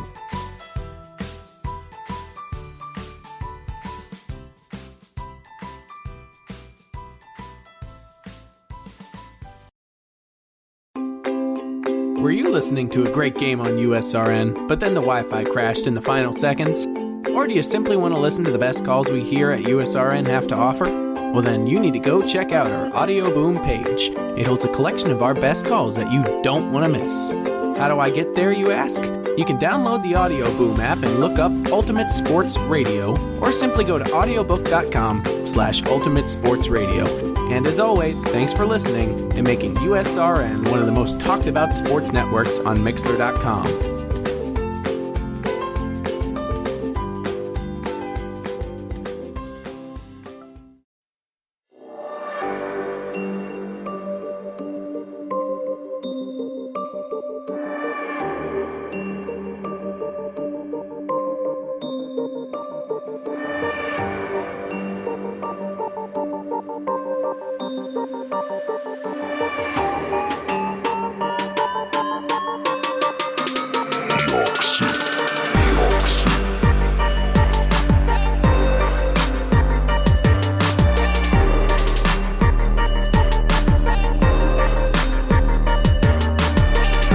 From the home plate to the nets, the end zone to the finish line, here nothing is off limits and no sport is safe. Not what it seems with your host Caitlin Seam, bringing you sports like you've never heard before. Catch me Thursdays at 5 p.m. Eastern, 2 p.m. Pacific, right here on IE Sports Radio. The only question is, are you ready?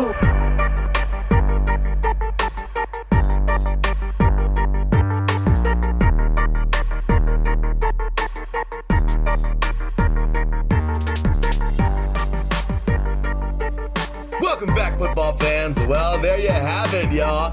Big shout out to Mr. Steve Sebring talking some Texans football and why he believes this team is just going to get past that second round for the first time ever. And of course, big shout out to Mr. Johnny Jags earlier, talking some Jaguars football. Very realism when he talked to Johnny, man, but certainly loves his team. And lots of great stuff from both those guys. So once again, big shout out to Mr. Johnny Jags and Mr. Steve Sebring talking Jaguars and Texans football. But now we're going to go ahead and jump on over to a little state called Tennessee, because this team is they are a team to watch. Like, this is a team to watch. Last year, these guys were one of the biggest roller coaster rides in the NFL. Like, absolute roller coaster rides, okay? There is no other way to say it. Some weeks they were really good. Some weeks they were just like, is that the same team that played last week? And then some weeks they were just like kind of right in the middle to where you didn't really know what to say about them. I mean, they were going from losing close ones on the goal line, or pretty close to the goal line, in England to the Chargers, and then absolutely dominating with Derrick Henry breaking freaking records. And by the way, that was against I was actually playing against somebody that week in fantasy football who had Derrick Henry, and I was in the playoffs. So you can see how quick I got eliminated. But regardless, the Titans have been this up and down team, and before you know it, we can see this team either be a front runner or a contender, like a Super Bowl caliber contender within like the next couple of years because they've gotten that good, or we can see them just continue to stay and stick around and be the Titans that they've kind of been. So lots of ways to go. I mean, I'd hate to see them go backwards, which is as good as they've gotten, and I'm also a Mike Vrabel fan, as a linebacker myself, and of course, I went linebacker as defensive end myself, and hey, I mean, what can I say? The Patriots are just an absolute dominant force. So we heard about that yesterday with Mr. Pete Garofalo on the AFC East edition of 3 and Out. Of course, 3 and Out, 8 divisions in 8 days, right here on AFC Week. But today, it is the conclusion of AFC Week, talking AFC South. This interview was actually recorded last night, so on July 24th, 2019. Of course, nighttime, but we're playing this here. But gonna be a really neat interview, and super excited to have our next guest on the show. I'm really, really happy to have her a part of this because she has proven, it's super cool. Her picture in the background of our Twitter account has a couple familiar faces, okay? Just a couple of them. And 2 of those guys would happen to be Nate Burleson and Kyle Brandt, okay? So let's just say that she's in good company when she talks some football and knows some pretty awesome people, including those 2 gentlemen there. And I gotta tell you right now, it's really neat to have her to have her on here today. We have also been talking about the college football show, of course, 3 and Out College Edition for all of you listeners out there. Of course, knowing, if you know what that is, and if you're a, new to iSports Radio, well, is our college football show here at iSports Radio, which I also host. But I, due to my busy schedule, won't be able to do that show when I really, when I really want to, so it's going to have to be Sunday mornings, and, well, this woman right here agreed to be my co-host, as she is also a diehard college football fan, so what could I say? I am welcoming her on tonight as a first-timer on IA Sports Radio, and a first-timer here on 3 and Out, and actually my new co-host for the college football show, 3 and Out College Edition, coming up, Season 2 premiere, by the way, coming up on August 18th, Sunday, August 18th. So super excited to have her here. And what can I say? She is absolutely a football fan from every aspect. Happy to have her here to talk about her beloved Tennessee Titans. And glad to have her here on AFC South Day. Oh, sorry, AFC South Day. Ladies and gentlemen, without further ado, welcoming, she is the host of the 24 Karat Magic Mike's podcast. She'll explain the name a little bit. And of course, diehard Tennessee Titans fans. And it's awesome because her Twitter handle is GMFB_Stephanie. Good morning, football, Stephanie. Ladies and gentlemen, welcoming the one, the only. Good morning, football, Stephanie. Good afternoon, or shall I say good evening. Welcome aboard, and great to have you today. Thank you. What an introduction. Thank you so much. That's awesome. I'm super excited to be on your show. You guys rock. Well, I'm happy to have you. You're definitely very welcome. I know I can't help it. I give a big introduction to, somebody who's just such a diehard, and it's awesome to have you a part of this. I mean, it's super cool. I was looking at your, right now, I was still looking at it because I had it up on my phone, but yeah, I mean, super cool to know that the cast of Good Morning Football, and you've come a long way in your journey as a podcaster as well, and I cannot wait to have you come on more. I think I'd love to have you in a couple of weeks to come talk about your journey kind of as a podcaster and, where you've come and everything. Tonight, unfortunately, it's only a 35-minute interview and we've already wasted 5 minutes of that. So my bad. But I gotta say that, we've got to have you on, more. But real quick, quick and dirty before we get into the Titans. I mean, how awesome is it to know, the cast of Good Morning Football? Oh, they're amazing. Amazing people, most humble people. They're inspiring, especially Nate Burleson. He's been my mentor through this whole thing. I started this a couple years ago. I just, got Twitter, followed the show, and just, gone from there. And, I've never given up, and that's what I want to stress to everyone. Just you follow your dreams. It doesn't matter how old you are. It doesn't matter how long it takes. It's going to happen. If you have that passion inside you. But yeah, these people are great. They're absolutely amazing. Most humble people. You know, sometimes when you meet people, you know, TV people, they're standoffish and stuff. This cast is so amazing. So yes, thank you for Good Morning Football and for just making me feel comfortable and, you know, like family. I appreciate them. That is awesome. And yes, thank you, Good Morning Football, for not being just a great, awesome, humble cast of people, but for being like the best show on TV. Like seriously, out of all the shows on any sports networks, that's the only one I watch. Like I don't even waste my time watching anything else. Good Morning Football is the only show that I will actually willingly watch, and everything else I just don't even care to watch because why? You know what I mean? Exactly. I know, right? Yeah, they're very entertaining. And, you know, their segment, Matt Hamilton, he's super awesome. He's the producer of the show. And, you know, they just gel really well. It's just, and it's organic. It's not, you know, they have the teleprompter stuff, but it's just like, it's real. And a lot of their stuff, like when they do like their segment, they don't tell each other, you know, what they're going to say. That's why, you know, they do like the Whiteboard Wednesdays. Like, it's really cool just to see their reaction. And, you know, some of it, like, Kyle is absolutely hilarious. Like, I was on his show, you know, last year a couple times, and he's absolutely hilarious. Like, he's the one that busted his ACL by recording the promo for the new Good Morning Football show last year. He literally did a karate kick and come down and busted his Achilles. I'm sorry. Oh, my gosh. So, yeah. So he's cool. Like it was also to kickstart my heart. So like I'll even mess with him with that. Like sometimes every now and then. And he also like you know he gets on my Titans sometimes. Sometimes they're on my team, and then sometimes you know I just feel like they're hating on me, like they're trying to make me mad that day. But you know. Yeah, that's just like with the Titans. As you said, roller coaster. They're up and down. You know, it's hard to say. Like, we have a great team. We have an amazing team. It's you know, like Marcus Mariota, this is like his fifth, you know, offensive coordinator, and then they have this coach, and like, you know, it's him already having the injury. You know, it's like a whole ordeal of things. It's a whole like pocket of things. It's not just one thing. And you know, once you have an injury like that, it's hard to come back from it sometimes. Like you're afraid to be hit, and that's why like the scrambling he does. You know, our quarterback should have more yards than a running back. You know what I mean? Mm-hmm. We have Derrick Henry. So, yeah. Absolutely. So, with that said, I just want to say it's awesome. An honor to have you not just on the show, but literally a part of the team. I mean, it's awesome. By the way, ladies and gentlemen, once again, welcoming the newest member of the IE Sports Radio family. Good Morning Football, Stephanie. Hey, welcome aboard. Thank you so much. I'm super excited, you guys. It's amazing. Thank you. I'm happy to be part of it.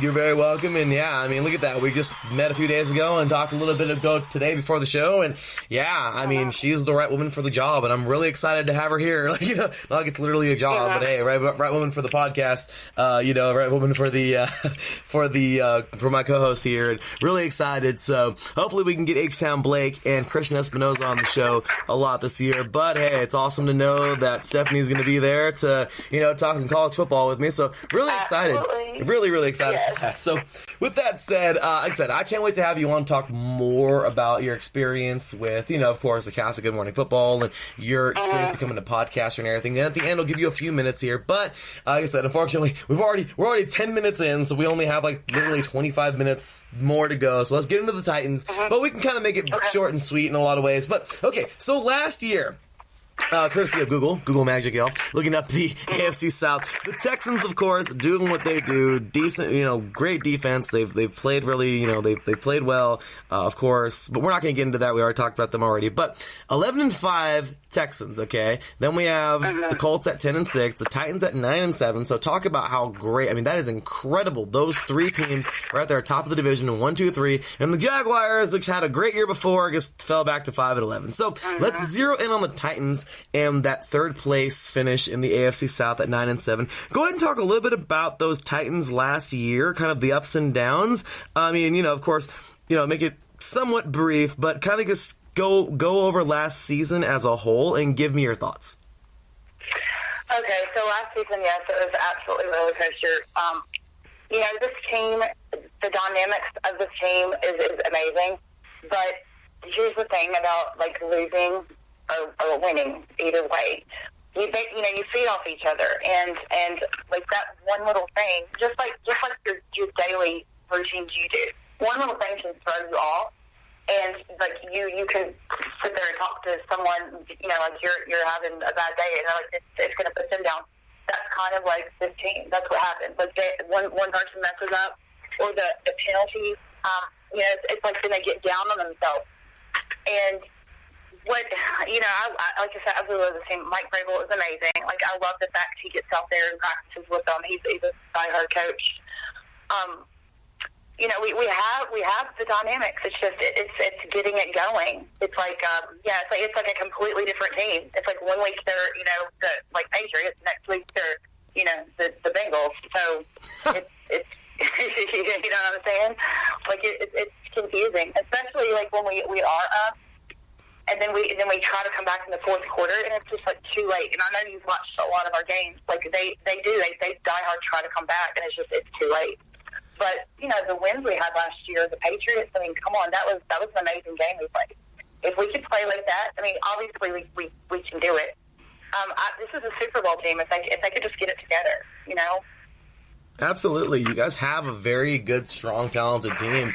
And let's talk about what you guys have added to that strong, talented team. So it's courtesy of TitansOnline.com. But looking at your free agency here, we have quarterback Ryan Tannehill from the Dolphins. Also, defensive end Cameron Wake also signing. Roger Saffold, a part of that big offensive line from the Rams last year. Also, wide receiver Adam Humphries from the Buccaneers. Kenny Vaccaro, safety Kenny Vaccaro from he re-signed, of course, and you have a bunch of re-signees here. So Kevin Pamphil, offensive lineman, corner Ty Smith also re-signs, and running back David Fluellen, as well as punter Brett Kern. And as of today, really cool to see, of course, Kevin Byard re-signing as safety. So I know, I saw your tweet earlier, just like, that's awesome. So I know you're all excited for that. But go ahead, Stephanie, talk about a little bit about your free agency this year, and what do you really think, and what do you think that the roles that these guys are going to come in and play? Okay, so I'm going to tell you who to watch for. This is who I want everybody to focus on. You have Delaney Walker coming back, but you also have Janu Smith, and he's good. And Delaney Walker has actually, been his mentor to keep getting him through it. Delaney is not done, and that's where the problem comes in with the haters, because there's always haters. But we have Corey Davis. We just signed AJ Brown, which he's awesome. Taylon Taylor, Tajay Sharp. So these are second-year returners.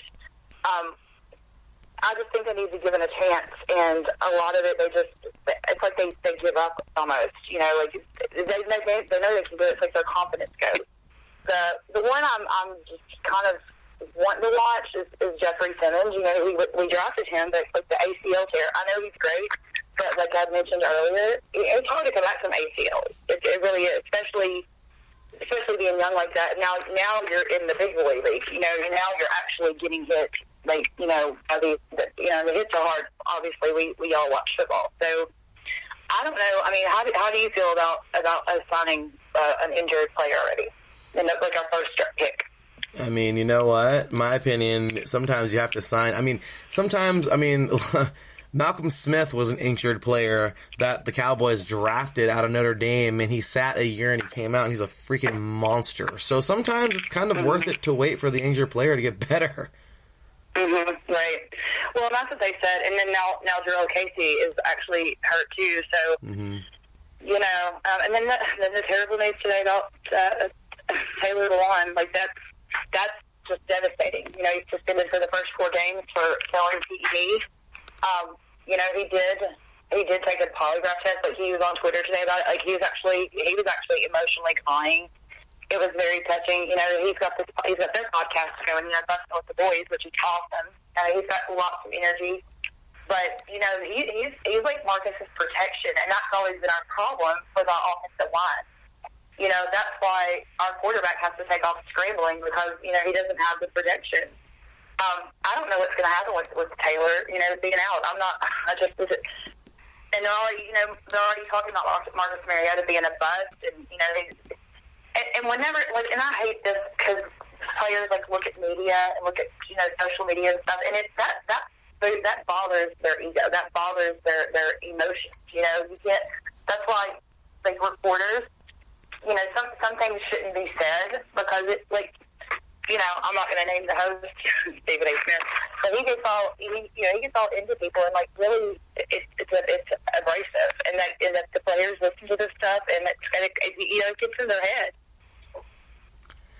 Yeah, sometimes the media is just something that players need to literally just not even pay attention to because, right. Yeah, I just trust me, it's right. It's a waste of time to even. That's right. Really dumb. Right, and the other thing, like our schedule is rough. Like preseason, our favorite is the Eagles, Patriots, Steelers, Bears. Like that's the first 4 preseason games. It's like, Allie, you know, are we prepared for the Eagles and the Patriots back to back? You know, Steelers, I'm not so worried about, but like we always, for some reason, bust against them too. I know that we can beat them, but it's like a bust against them as well. So, yeah, but our schedule is tough. It really is. Well, I mean, you guys are in a tough division regardless. So I'm looking forward to you guys this year, though. So real quick, let's go and jump into your guys' draft. Courtesy of Google, of course, ESPN.com. Googled it, so sorry if you Googled it. Okay, so courtesy of ESPN.com, we have here first round overall pick, Jeffrey Simmons. So 19th overall pick, that is, but great pickup here out of Mississippi State. Big boy coming out. He's a big-time Bulldog coming on out of Mississippi State to be on that defensive line. So big pickup there. Second round pick with the 51st overall pick, A.J. Brown, a wide receiver out of Ole Miss. I mean, just another freak of nature type of athlete. In the third round, the 82nd overall pick, guys picked up Nate Davis, offensive lineman out of UNC Charlotte. Next up in the fourth round with the 116th overall pick, Amani Hooker, safety out of Iowa. Fifth round, 168th overall pick, DeAndre Walker, outside linebacker out of Georgia. Sixth round, and this was actually your last one, you didn't have a seventh round. So in the sixth round, you guys pick up with the 188th overall pick, David Long Jr., linebacker out of West Virginia. So, Stephanie, go ahead and tell us a little about the draft this year, and if you could, give us a final grade on how your Titans did. Okay, I was actually at this draft, and first of all, let me just tell you, it was the most amazing experience just to be down there in the crowd. And literally, when they did, you know, when Roger Goodell comes out and announces, you know, the first overall, Kyler Murray, like, it was just like, just joy, like, not, because it turned into football. It turned into, like, just fans. It wasn't like, you know, like, everyone was just like, it was awesome. That's what I was saying. Jeffrey Simmons, great pickup, but I was just confused. You know, we have a good defensive line, but you know, he's going to be good. I just hope he's ready. My favorite out of it was A.J. Brown. That's one of my favorites. I think he's going to be awesome for the Titans. You know, we undrafted free agent Isaiah Mack for defensive tackle, but my concern now is the offensive line. Like who's going to be there? You know, like left guard Roger Stafford and Dennis Kelly. That's who they were talking. You know, these people really haven't played, so it's hard to say. Coming out of college, like the draft, you know, like I explained to you earlier, this is big boy time. This is, you know, big hits. Just be prepared. You know, that's why, like, last year there were so many ACL injuries, like, even in camp, even the rookies coming into camp, because they're trying to prove themselves. They're trying to make the team. And I just think it needs to be closer evaluated by the training staff and, you know, for these new guys coming in, just to, you know, make sure they stay healthy. So, you know, that's my take on that. Also, you know, we have Dean Pease, for the defensive coordinator. You know, we did pick up Brett Urban for the defensive end, and he's familiar with Dean Pease. He is a good defensive coordinator. The fact that Matt LaFleur left, you know, I don't think he was really doing too much for the offense, but, you know, it's like, you know, our team is like rookie, we have rookie coaches, you know, so, like, not that they haven't done it before, but just, like, getting the dynamics, you know, like, when you're, you know, when you meet someone, you have to get to know them, and it's hard for the team to stay together whenever it keeps changing like that. You know, and that, like I said, it gets in their head, like in their psyche. So, yes. No, I completely agree. And I mean, so far, I mean, I thought it was a pretty decent draft. I mean, what do you think? Go ahead and give the Titans a grade. What do you think this year? Oh, goodness. Honestly, I like a C, honestly. I was hoping we would get, more offensive. We have, obviously, like the Kevin Byard contract there with safety, right? We also need a good quarterback. Like, that's what I was hoping for, is a really good cornerback. Like, the last great cornerback we had was Portland Finnegan. I wish they would build that up, and, and more, like I said, more protection for Marcus. So, yeah, I give it a low C, honestly. I think I gave it like a C, maybe a B minus, because I like the pickup of the big man. But yeah, I think the places the positions that needed addressing didn't really get addressed. So you're right. No, they didn't at all. Yeah. So okay, well, with that said, I mean, right now it seems like the Titans. After last year, I mean, you guys had this crazy run where you would play, like, I'm telling you, it's crazy. I remember seeing this stretch, this weird stretch, and you know what? I literally have to Google this last year, because there was a stretch of games that I was just like, okay, like, the Titans, like, I of course, I run a picks league, and it's hilarious because I felt like every time I picked the Titans, they would lose, and every week I picked against them, they would win in this short amount of time. And okay, here we go. So, courtesy of NFL.com, it was right here. This was a crazy 4-game stretch at the end of the year, before your last game where you guys would fall to the Colts. Weeks 13 through 16, at home you would beat the Jets 26-22. Then you would beat the Jags 30-9 at home. Then you went on the road and shut out the Giants 17-0. And then you beat the Redskins 25-16. And that's kind of like, at home, that's exactly what you thought the Titans would be doing all season long. But it's weird because in the very beginning of the year, there were some awkward losses, like to the Bills. Nothing against the Bills, but it was a 1-point loss at home, 13-12 in week 5. Then you guys were shut out by a Ravens team that really wasn't all that great at home, 21-0. And then you guys lose that 1-point game in England, where Buffalo also. Yeah, exactly. Another 1-point game. You guys lost one in England in week 7 to the Chargers, and after the bye week, of course, you guys come back, beat the Cowboys 28-14 on the road. Then you guys beat the Patriots 34-10. Then you lost. This is what I don't get. Not trying to say to compare anything, but when it comes down to the Titans, to the Patriots and the Colts, like, I seriously feel like this, like seriously, when you beat when you play a really good team, kind of like the Patriots, who are just, basically the juggernaut of the last 2 decades.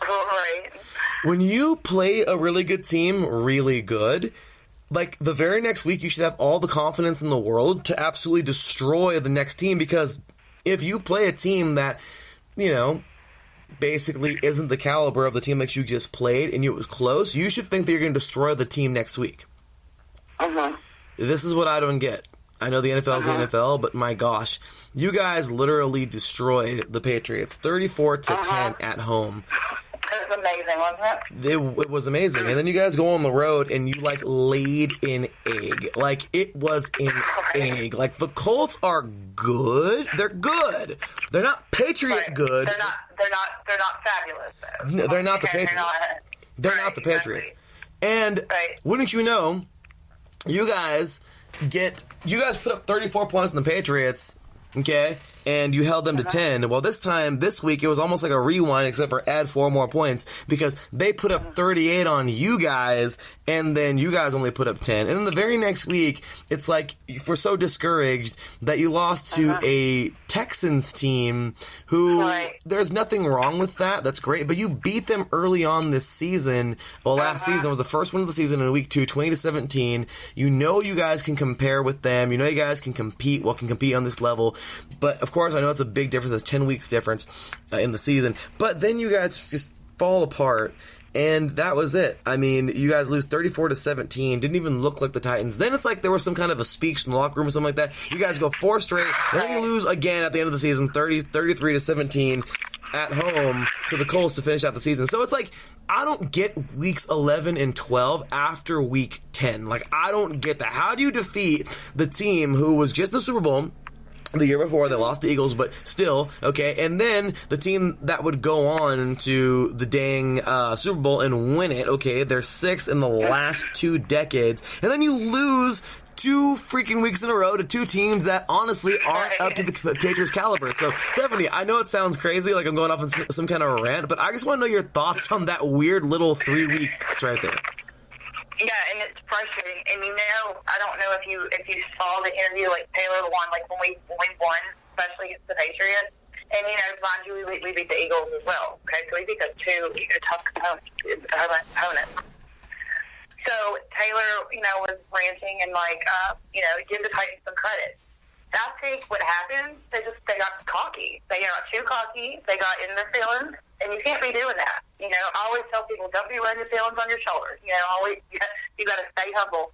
I honestly think that's what happened. They're like, well, look what we just did. We just beat an amazing team. We can do this. And they get in their head too much. So that's my thought on it.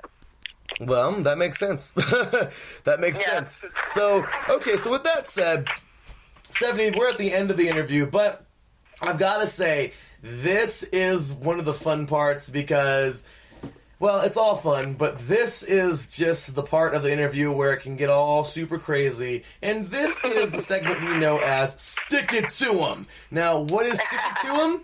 Guess what, Stephanie? You go ahead and have yourself a nice little segment about your thoughts on not just your Titans, and you can please give a final record. Well, give a final record if you would like to, prediction for this year. I know some people are superstitious, so you don't have to. I totally understand that. But this is also your chance to stick it to the rest of the division and kind of talk about what you think about the rest of the division and how they're going to do this year. So, Stephanie, without further ado, stick it to them. Stick it to them. Well, I'm going to say they need to suck up, and we can't go forward in reverse, sir. You got to keep on that track. If you want to be in a Super Bowl, don't give up. Don't lay down, especially to the Colts. Come on, Andrew Luck is not that good. They're not that great. So Texans, they're a good team. That's the one game that scares me. Jaguars, they can come out too. Our whole entire history with the Jaguars has been up and down. We've kind of been rivals with them. So, the Derrick Henry, flaming the Jags last year. And then the year before, Marcus Mariota with the stiff arm to church. So, they have it in them. And it's frustrating as I can explain. They just got to get on the field, get out there and play. I mean, come on. You're getting paid. You have the fans there. Let's keep the morale going. Let's not give up. Let's not lay down. AFC South type. Come on. Let's go. I like it. Okay, so what about the rest of the division? I mean, what do you think they're going to look like this year? How do you think it's going to stack up? Who do you got taking first, second, third, fourth? What do you think?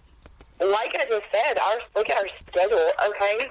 Week 1, Cleveland Browns. I mean, they've just got all the hype. But, Baker's good. Then you have the Colts. Then you have the Jags, the Falcons, Bills. I sit here sometimes and I okay, we're going to win this game, we'll lose this game. I mean, the Bills last year, I was at that game, and that was aggravating. I cannot believe we played that way. And then we played against the Patriots like a contender, but against the Bills, it was like we were a junior pro football team. You know what I mean? So, the rest of the division, like the Ravens, the Steelers, we have the caliber. That's the whole thing. Our defense is fourth, is ranked fourth. We have the caliber. Now, just go out there and do it. Keep that confidence. The rookies, rookie mini camp's going on. So far, so good. So far, they're doing great. I think the stuff with Taylor is gonna hurt though. It's really gonna hurt us right now. I hope you guys are all right, and you guys continue on. And but yeah, so no predictions on the standings. Oh my goodness! I mean. And my heart says first, my head says third. honestly. Well, honestly. As of right now, we know the Texans and the Colts are pretty beefy team. The Jags are... it's like they had their 1 year and they're happy. They're like my Raiders. They just had their 1 year and they're happy with that. And that's about it. But the Jags, of course, taking some steps backwards, unfortunately. Hopefully they can get better. But, yeah, right now, Texans and Colts, I absolutely understand you. So, okay, so I won't force you to give the division, but I understand. And you know what? That totally makes sense that, you're just going to kind of stay out of it and totally just, cheer on your team. And right now, let's just, hope for the best that your team comes out and, play some good football this year. Right, well, and I will be at training camp in a couple of days, and I'm going to give them a little pep talk, so hopefully it works. I hope so, too. That's going to be awesome. So, with that said, Stephanie, it has been awesome. Go ahead now. This is your time. Get all the plugs you want in. Please let everybody know where they can find you on Twitter or any other social media outlet you would like to release.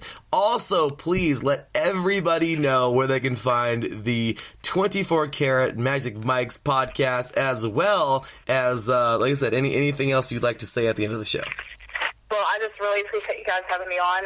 You can follow me at GMSD_Stephanie. Stephanie is STEPHAINE.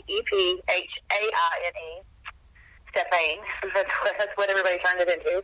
And on Instagram, it's Stephanie_Kirtley. Last name KIRTLEY. Stephanie spelled the same way. I would appreciate followers. Bear with me. This is the 24 Karat Magic Mike. It's a brand new podcast that I'm personally doing on my own. It will be on iTunes, trying to get on iHeartRadio. It's definitely going to be on Podbean.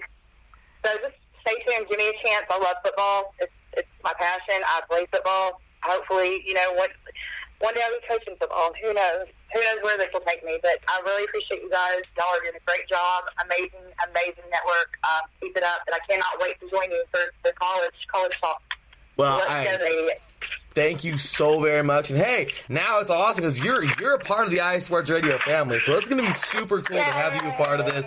To have you a part of it's super cool. And hey, welcome to the team. Welcome to the iSports Radio family. And welcome to the 3 and Out College Edition family, because we're going to have some fun this year talking, of course, your specialty, SEC, and lots of college football all around college football. Oh, my goodness.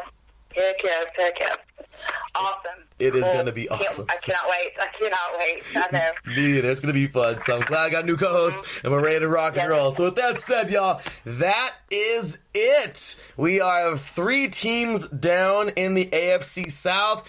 Can you believe it? We are, ladies and gentlemen, since we started on Monday, we have now gotten through 15 teams in the NFL. We have one more to go, and that, of course, coming up here after the break. Really excited to have her here on the show as well today. She, of course, has a podcast of her own that she does for the Colts.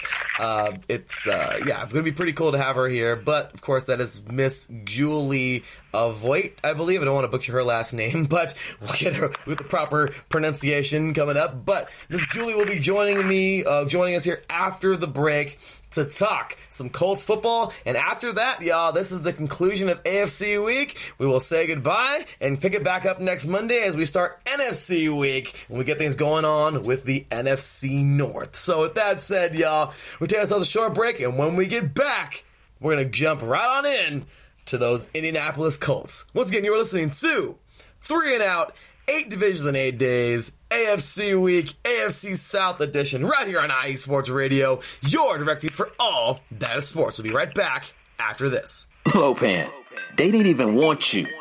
Heck, they didn't even want me. But you know what? Right about now, they have no choice. Looking for the real sports talk that's for us, the people? Look no further. The Wait a Minute Show, a prime time sports comedy cocktail that tucks you in at night. Join me and Lopan Wednesdays at 9 p.m. Eastern Standard Time on the 2livestewsradio.com and Saturday 8 p.m. Eastern Standard Time on the waitaminuteshow.com. Sounds like a plan to me. Ain't that right, Lopan? Indeed.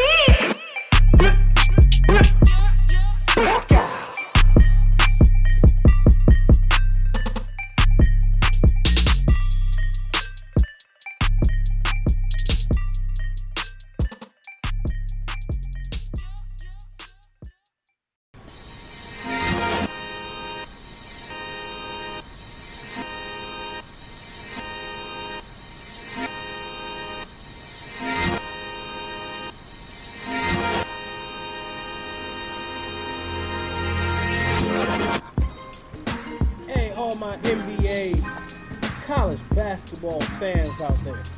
Tired of hearing about just the dramatic stuff in the basketball world. Tired of hearing about what such and such wore tonight. And not about the game? Hey, leave all of that alone. Because on Wednesday night, I got this show called Fast Break with Phil Jones here on the IE Sports Radio. And all we talk about is straight basketball. From where it comes down to the NBA, the NCAA, and even the WNBA. I don't discriminate. I give all my NBA, my basketball, whatever you want with sports, to the slam dunks, to the three-pointers, to the teardrops, to the game winners. I'm there. I'm speaking about it. I have a debate. I have my panel. I got a squad that rolls in, and we're going to be talking mad sports. We're going to be talking about the Lakers. We're going to be talking about even the Brooklyn Nets. We're going to be talking about who's the top team out there in the NBA. So, tired all the drama, tired all the what did he wear today? What kind of shoes he had? Forget all that. Just come over. Fast Break with Phil Jones here on IE Sports Radio every Wednesday night at 8 Eastern, 5 p.m. Pacific time, y'all. So, yo, tune in.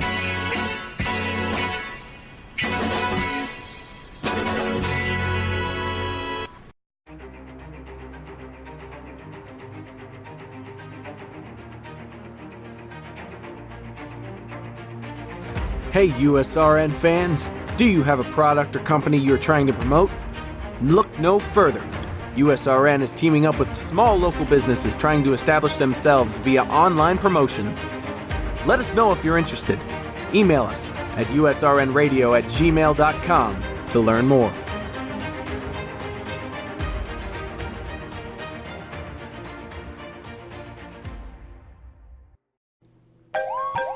Hey, what's going on, everybody? Vince Wright, the sports governor from the great state of Minnesota, and I want to thank you for listening to Sports Done Right. Make sure you're checking us out on all of our platforms, whether it's Spreaker.com, XSquadAffiliates.com. We're also heard on the Stewart Media and Entertainment Network, so keep it tuned here. More great things coming from Sports Done Right. Welcome back, football fans. Well, there you have it. Plenty to talk about there with those Tennessee Titans and the newest member of IE Sports Radio, by the way, Miss Stephanie. She is awesome. So one more round of applause for her. She is amazing.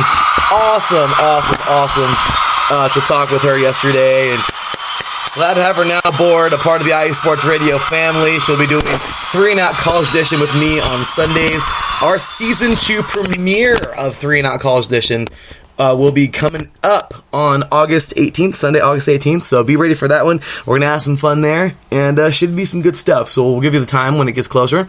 We'll work out a time for us. But anyway, so with that said, can you believe it? We have 15 teams down, and we have 17 teams to go, and just one of those teams is left in the AFC, and that is, of course, today. Well, ending it off today, as I mentioned, all day long. Glad to have her here, part of the show, and she's a first-timer here at IE Sports Radio to talk about her Indianapolis Colts. Super duper diehard fan, and on top of that, she also writes. So this is super cool to have her here, a part of this today. She is the co-founder of PFG Vibe and the PFG Vibe podcast. So glad to have her here today, and she's also a writer for Our Turf, and I am familiar with Our Turf. It's awesome. It used to be... Oh, I forgot the name. I think it was NFL Female, I think. But yes, we have had numerous of those women on here on IE Sports Radio, especially Miss Marcela Vargas, which I'm not quite sure she's still a part of it, but she used to be the Packers writer. She used to write a few things there. So, I think we've had a few others as well, or at least I've tweeted with a few others, a part of Our Turf Football.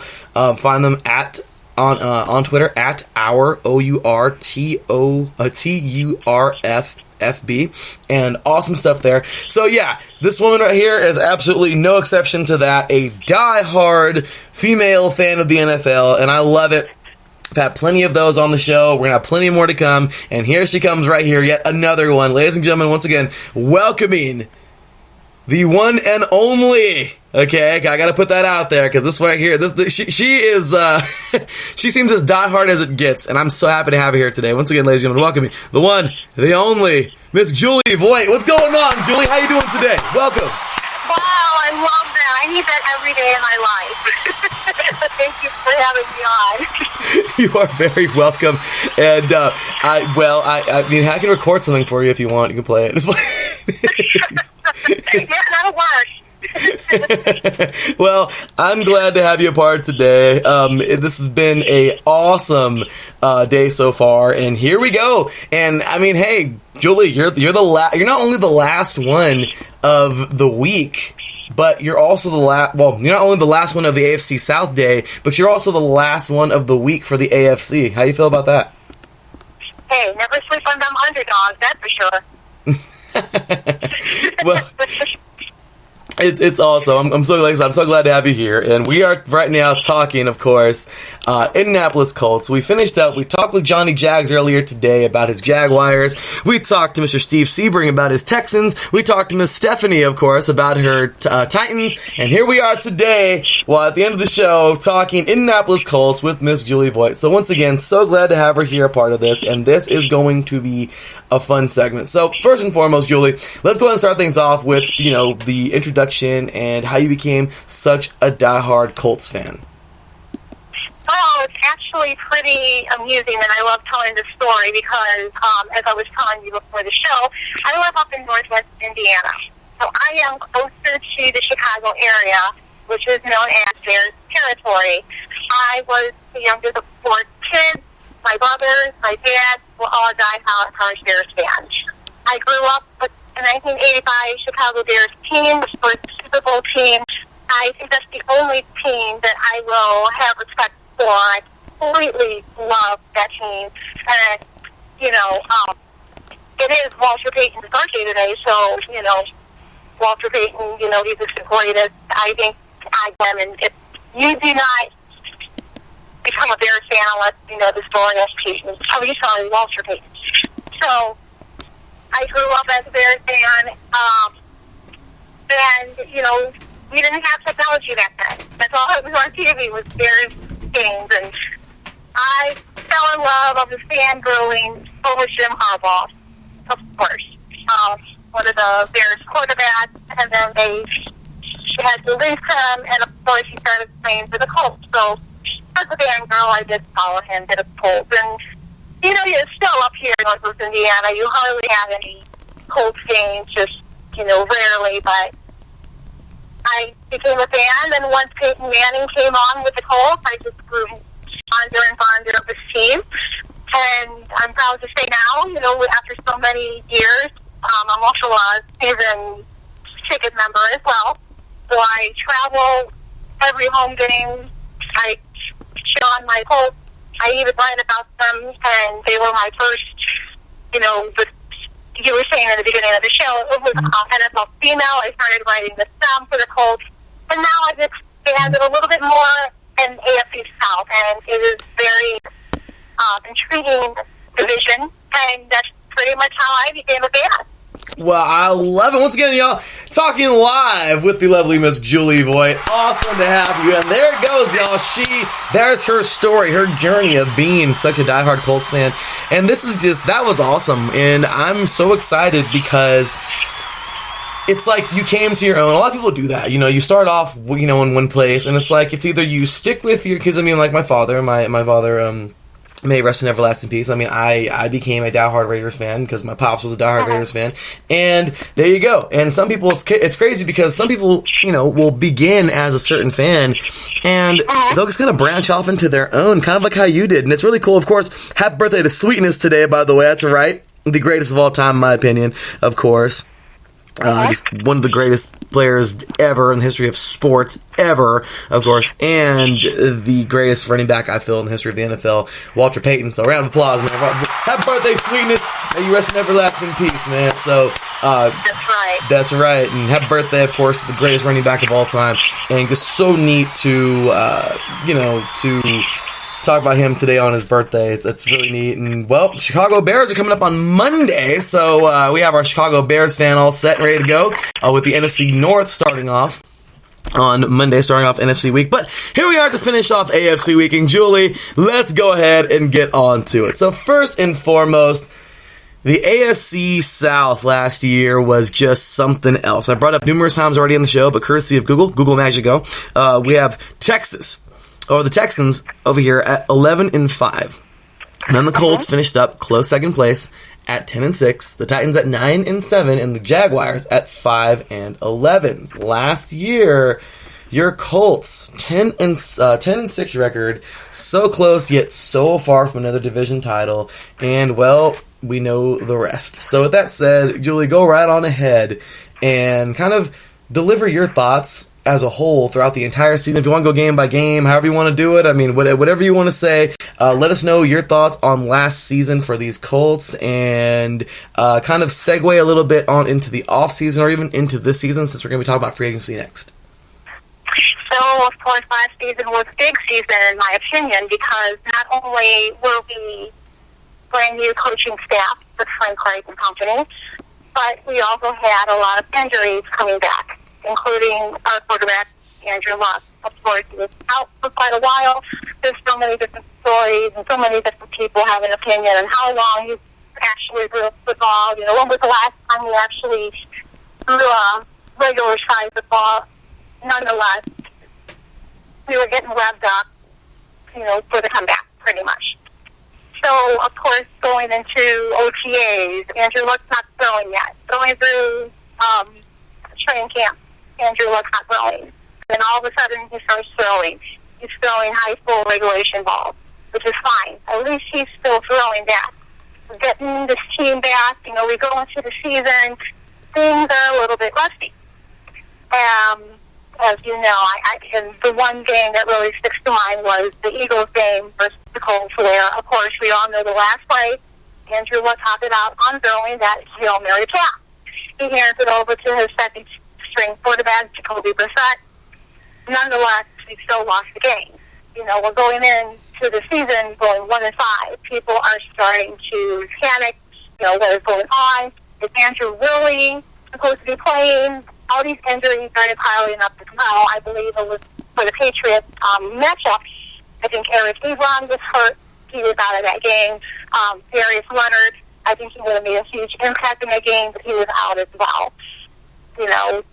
All of a sudden you hear these rumors in the media saying that they had a team-only meeting, that they had to get it together pretty much. This is just a rocky start. Let's go into this, try and finish the season. And that's where I think the mantra became, again, 1-0. Frank White preached that. And I love Frank White for this because it's so true. You can apply it to almost everything, but you can apply it to these Colts here. Take it one day at a time. You're getting 1% better every day. You're working towards that. You're 1-0. You win that game, you're 1-0. And I think after that, and I believe it was the Miami game, that's when you started seeing so much of all these young players. They're just clicking. Now all of a sudden, Andrew Luck is not rusty anymore. He has so many different weapons now, including Ebron, including, of course, T.Y. Hilton. You have Marlon Mack, and everything's working out perfect. We had, of course, Quentin Nelson as a guard. That's phenomenal, and I think that was very, very highly phenomenal O-line. I mean, where did this O-line come from? You had Mark Lewinsky in the mix. You had, of course, Quentin Nelson, and we had Anthony Costanzo come back. He's healthy, and just this whole O-line was just protecting Luck. And then when you sit there and think about it, when Frank Reich was with Philadelphia, that's pretty much what he coached, was to protect that quarterback. And you have to say he did a heck of a job, especially if the Colts were one of the teams that were not sacked as many times. And, Andrew Luck praised that, and even in press conferences, they'll say, I love this O-line. They keep me protected. And I think that's what pretty much changed this game. It changed the season for the Colts. It's just coming together as a team, knowing that they have to get better one game at a time. They put all that to work. And as you can tell, their last 10 games, they had 9 wins. They were on a streak. They went into Houston during the regular season. God, I love those Houston games. I love the Texan games.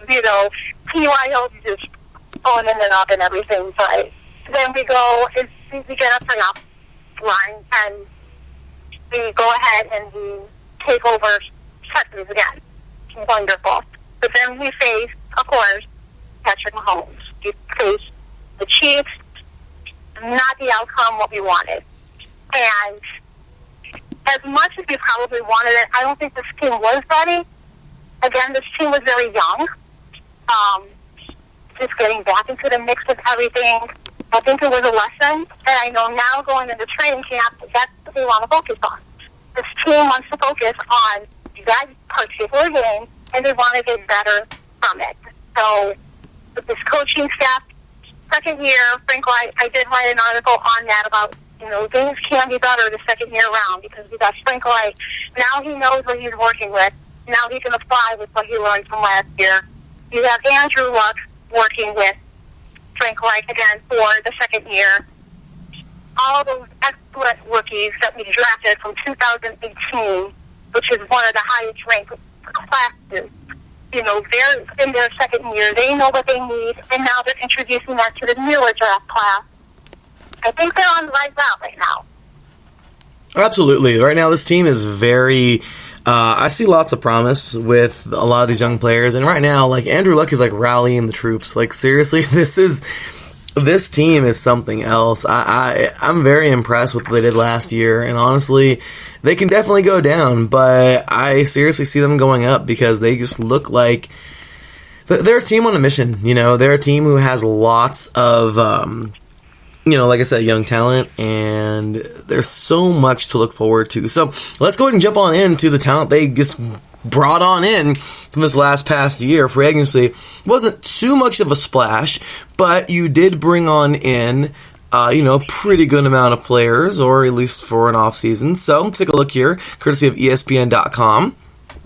This year, the Colts would land. I think this is probably the biggest one here. Once again, courtesy of ESPN.com. Justin Houston will, let's see here. Justin Houston, of course, coming on over from the Chiefs. This guy right here is just a big monster in the middle, and how much of a presence he's really going to be on that offensive line.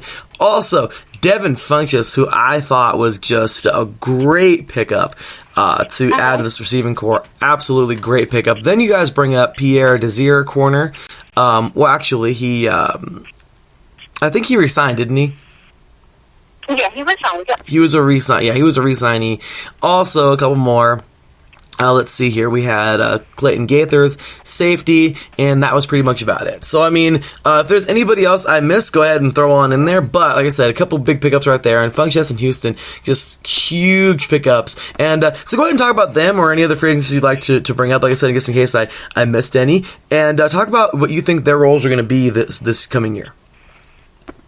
Well, you know what? I really, really enjoyed the off-season, especially free agency, because a lot of people pretty much expected Ballard to go off and sign on these big, huge names, Le'Veon Bell, Antonio Brown, and going into the end of the season, Chris Ballard pretty much had his cluster that he's not after these big names. He's after more of the talent. And I think that's what he has proven. He went off, he had all this cap space, he had at least over $100 million salary cap space, and everyone's like, he has the money, why is he not using it? He goes in and re-signs all his players, including Adam Vinatieri. Of course, like you just mentioned, Pierre Desir. Anyone, Mark Walensky, I believe he was one of them. He went on and he re-signed his own. He wanted to take care of his own because he just wanted to value that and keep them as a team of what he had last season. And then he goes off and signs Justin Houston. Of course, he needed that pass rusher. Of course, I think it was a great pick for him. Justin Houston is already turning heads with the coaching staff. He has been phenomenal in OTAs. He is expected to make a huge impact. Of course, the injuries that he had, it took a toll on him last year, but, towards the end of the season, he really did make a splash, and he was definitely on top. That pass rush did, like I said, it needed to be addressed. The job should be a lot more simpler, adding him, especially to the front line.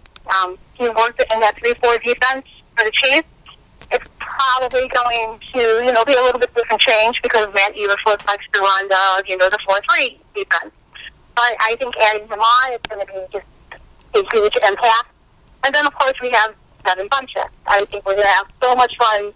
I'm creating a hashtag fun with Funchess. I think he's going to be wonderful in this, with this team. Of course, a lot of people want to mirror him as Eric Ebron. Of course, he had his issues in Carolina. Of course, we know with Eric Ebron had his issues in Detroit. And a lot of people are saying he's going to have a lot more accurate, as a passer. And he is definitely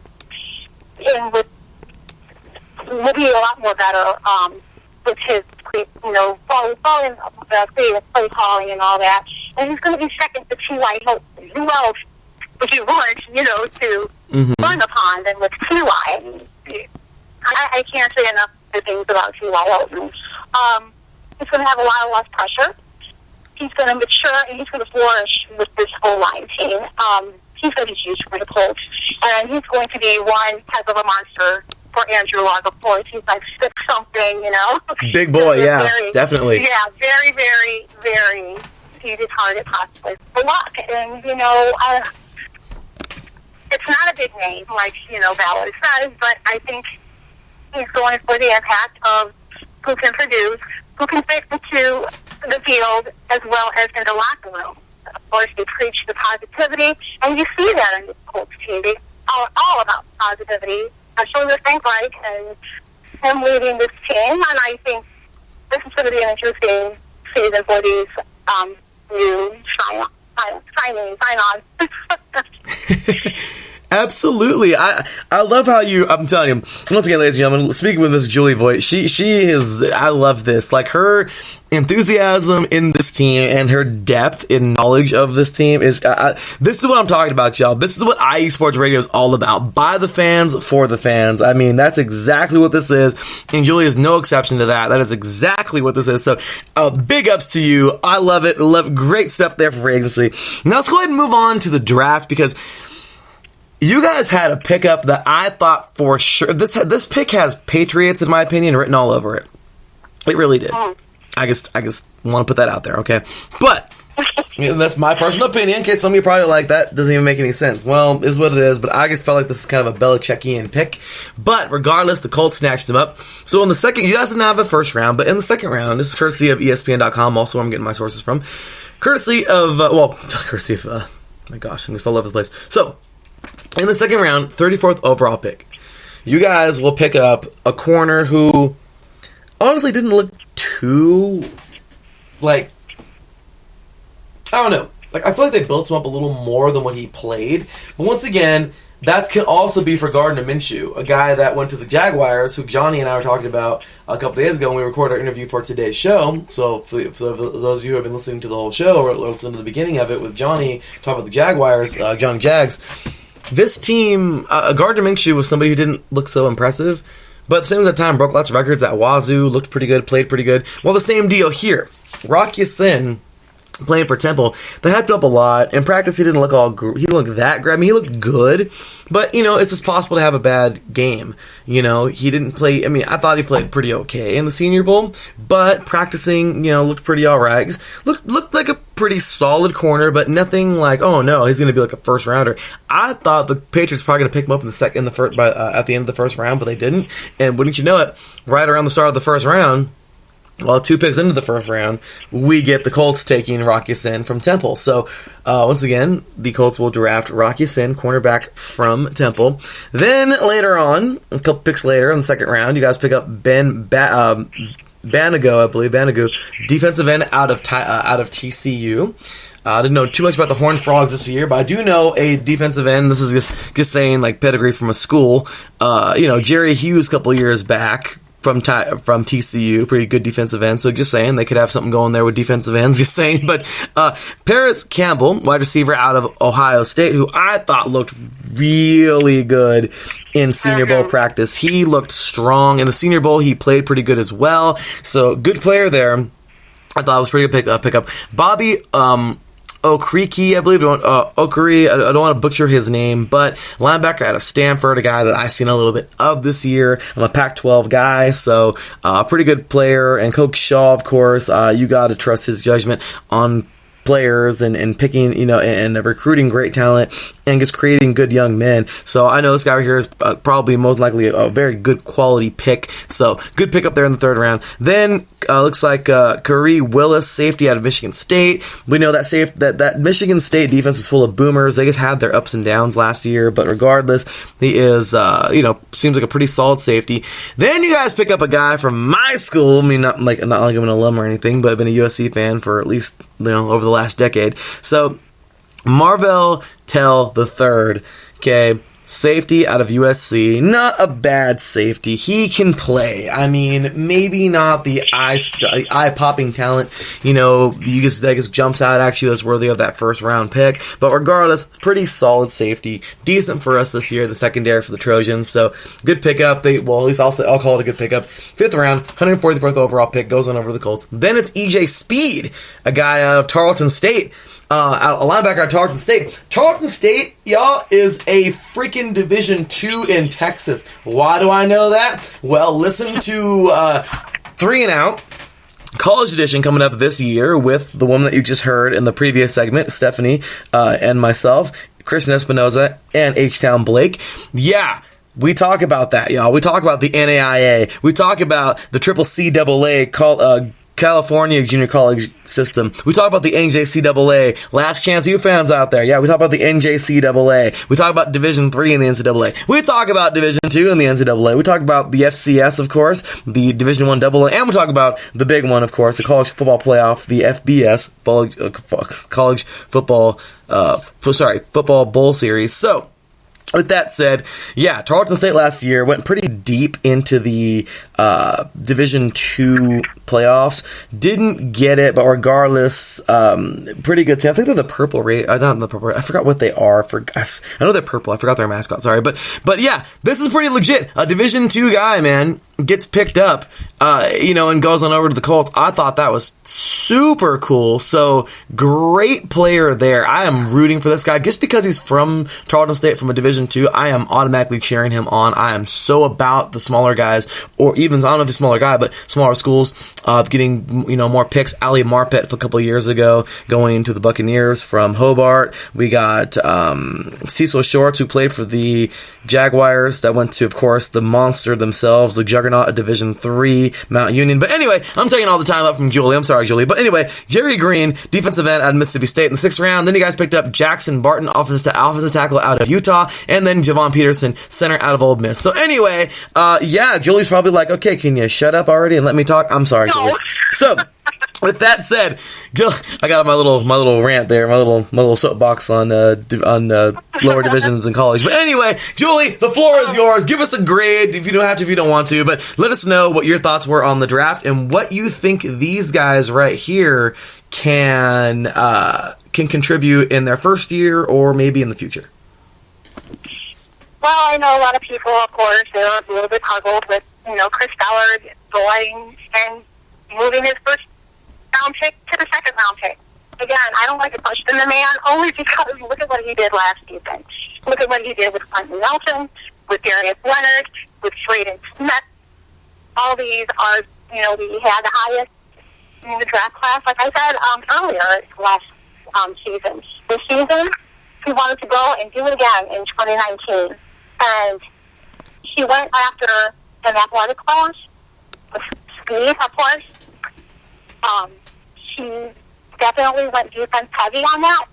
Of course, we could always needed, a little boost on that defense. Of course, last season was a great season, but there's always holes to fill.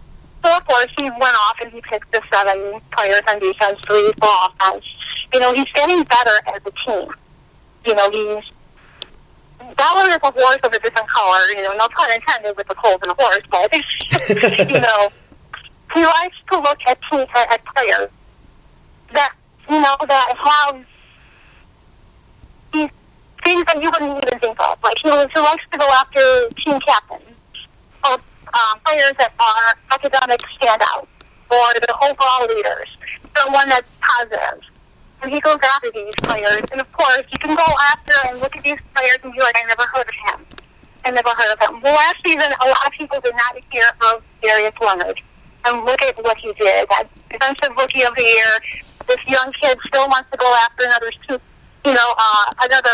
yearly annual award. He wants to be MVP over a quarterback. If you win the Super Bowl, which, is kind of funny, but you got to love the kid's drive. And this draft class, I don't question it at all with Valor, as long as he's the one calling it. He sees what other people don't see, and apparently he's doing a great job at it. I see. I'm all about it. I love it. I love these when guys come from smaller schools. But see, this is what I'm talking about. Great job with a lot of these picks, and you don't know. I mean, right, Julie? You and I both know that you never know when you can find a diamond in the rough. I mean, Tom Brady was a freaking 6th-round pick. I mean, come on now, Mm-hmm.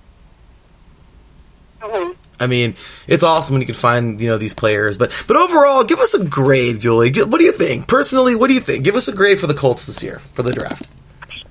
Oh, boy. Well, I really want to give it...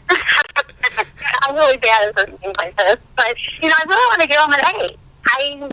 Ballard was very conservative. He, like I said, he took care of his own. He made room to bring in new fresh faces, people that should make an impact. I can't find one bad thing to say about them. And it's not that I'm a fan. It's just a move that they make.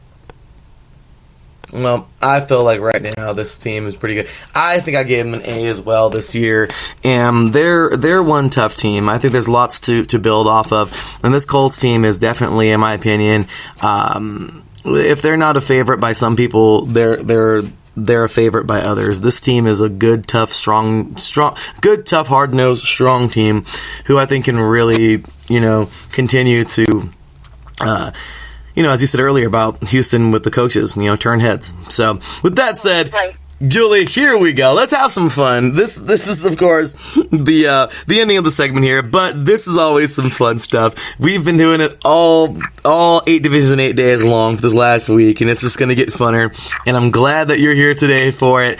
Unfortunately, today, the picked-on team was the Jags, but not too many mean things to say from everybody. Stephanie did get on everybody, but, in a sense, but it's your time, Julie. You could be nice, you could be mean, you could be respectful, you could be disrespectful. Whatever you like to say, all thoughts, comments, and opinions are their own here at iSports Radio, including the podcasters and the guests. So, without further ado, you know the drill. Julie, I talked to you before we jumped on air. This is a fun segment called Stick It To 'Em, where you can talk, you can say whatever you want to about the rest of the division and how they're going to do this season. Kind of line up for us, stack them up however you'd like to. You don't necessarily have to if you don't want to. But, of course, give us some records if you would like. And, of course, give us a final record for the Colts if you would like. If you don't want to, for your team, I understand that. Or for any team, I understand that. Because I know some people are superstitious, and that's cool. But regardless, anyway, without further ado, Julie, stick it to them. I think, the AFC South in general is such a great division. You can take in consideration 2017 with the Jaguars reversed. Second were the Titans. Third was, I'm sorry, yeah, it was Jaguars. I'm sorry, it was the Jaguars, and then it was Tennessee, and then it was the Texans. And then it's just like, last season, everything just completely flipped around. Where was Jacksonville's defense that they were so popular with? Of course, the Texans. I love the Texans. I have a bunch of family that are Texans fans, so I get a lot of, whatever, and this and that. They're the team. But when it comes to the Colts, and when you bring T.Y. Hilton into that mix, my goodness, it's going to be a good day. As far as the Titans go, as long as with Peyton Manning, he's on my mind. As long as Andrew Luck is, swinging, I really hope you guys can, hopefully, get something out of it. And then, of course, I have to say, with the schedule that came out with the Colts, it's going to be a little bit tougher because, of course, we have the Chargers. We're going into Kansas City again. Of course, we have the Broncos, Steelers. It's going to be a good season. I'm going to stick with 11-5 for the season. Colts should take the division. And that's as far as I'm going to go because I don't want to jinx them. Well, that's okay. And there you go, y'all. So where's my applause button? Now it's good. Ladies and gentlemen, Miss Julie Voigt. Yep, that was awesome. I mean, thank you so much, Julie, for being on the show today. And I'm so glad that we were able to get you on here. And yeah, I love it. That was fun. We got to get you back on for a primetime face-off this year. We got to get you back on to talk some Colts football. And I'm just so excited. That was so much fun to have you on here. And with that said, ladies and gentlemen, that is it. The final fan of a team, or the final listener, if you will, here on IE Sports Radio of AFC Week. That is it. AFC Week is in the books. And there it is. So with that said, Julie, I promise you you're a few minutes at the end, and you're definitely going to get him. So without further ado, Ms. Julie Voigt, please let all of these diehard Colts fans listening to you right now, and of course all these diehard football fans that they're listening, know where they can find you, your writing, your podcast, your social media accounts, whichever you'd like to plug, whatever you want to put out there, let them know where they can find you, Julie. All right. So you can find me pretty much on Twitter. I am at JulieNoted_PFG. You can also find my work and my co-founders, Russell Baxter, our work on PFG Vibe. We are also on Facebook. We are on Instagram. We do a podcast called the PFG Vibecast. You can find us on any podcast, wherever you can find it. We're on iTunes. We're on iHeartRadio, Spotify, of course, Anchor, Google Play. Next week, me and Russell Baxter are traveling to Canton for the Pro Football Hall of Fame. So if you're loving history or football history like we do, be sure to, follow us and follow our journey through Canton next week. Well, this is going to be awesome. Looking forward to, hearing more from you and checking out your podcast as well as your writing. And I'm really looking forward to it. So, hey, you were always welcome here on the show. Super great having you. And once again, y'all, Miss Julie Voigt, got to give her a round of applause again. She's awesome. Thank you so much. Of course, I hit the applause button for you. I know you can't hear it, but listen to the podcast later. You'll hear the applause. But so, with that said, that was awesome. And thank you so much for being on today's show. And before you're out of here, any last words for the Colts fans out there? Go Colts. Go Horse. I love it. So, alrighty, y'all, there we go. That was Miss Julie Voigt once again. When we get back, you will hear Mr. Mike Pat, of course, not with me today, but he didn't, unfortunately, the guy's working, doing his thing, so nothing from him today, but Mr. John Felipe and Mr. Kylam Reynolds, my other co-hosts here, our other co-hosts here on 3 and Out, I will read their responses of what they think about the rest of the AFC South for this year, and I will give you my final breakdown of who I think is going to finish where, and all that good stuff coming up on the other side of this break. Once again, you're listening to 3 and Out, 8 divisions in 8 days, AFC South edition, right here on AFC Week, right here on IE Sports Radio, your direct feed for all that is sports. We'll be right back after this.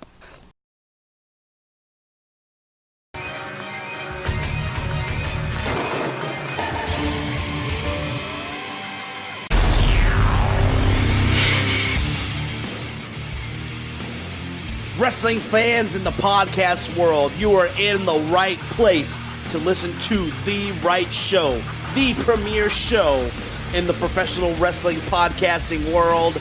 This is Ring Rambling Radio, and you are listening to one of the co-hosts. I am Martin Sandoval, a.k.a. the SoCal Saint, along with my two co-hosts, the lovely Felicia and my boy Matt. Yes, every Saturday or every other Saturday morning. You can listen to us, the Premier Wrestling Team, giving you the premier wrestling news, rumors, updates, event discussions, everything that has to do with professional wrestling. You're in the right place. IE Sports Radio presents Ring Rambling Radio. Don't miss it, because it's just too sweet.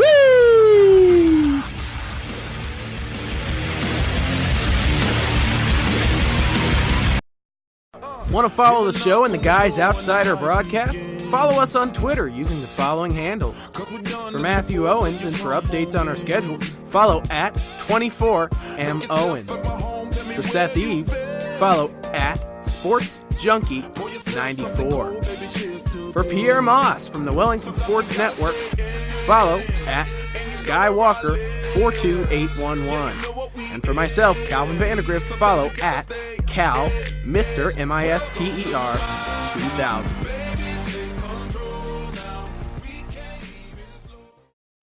Here comes the pitch, and it comes in wide.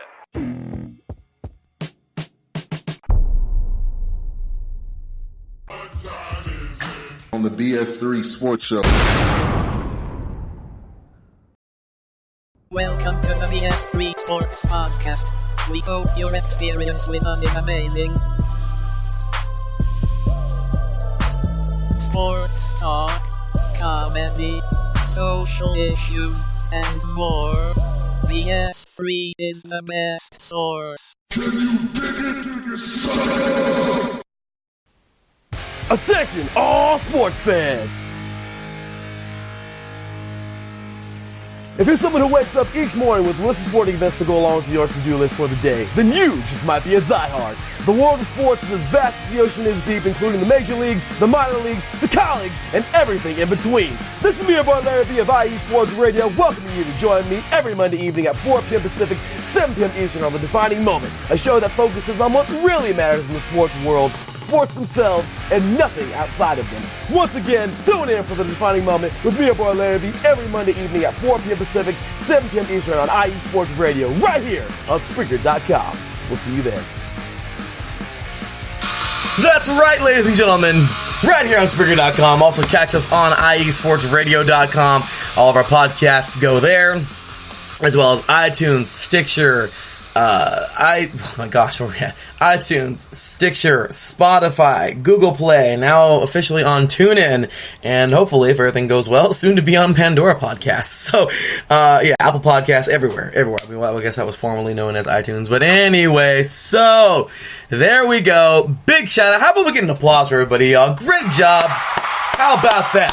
AFC week is about to close on up for the season.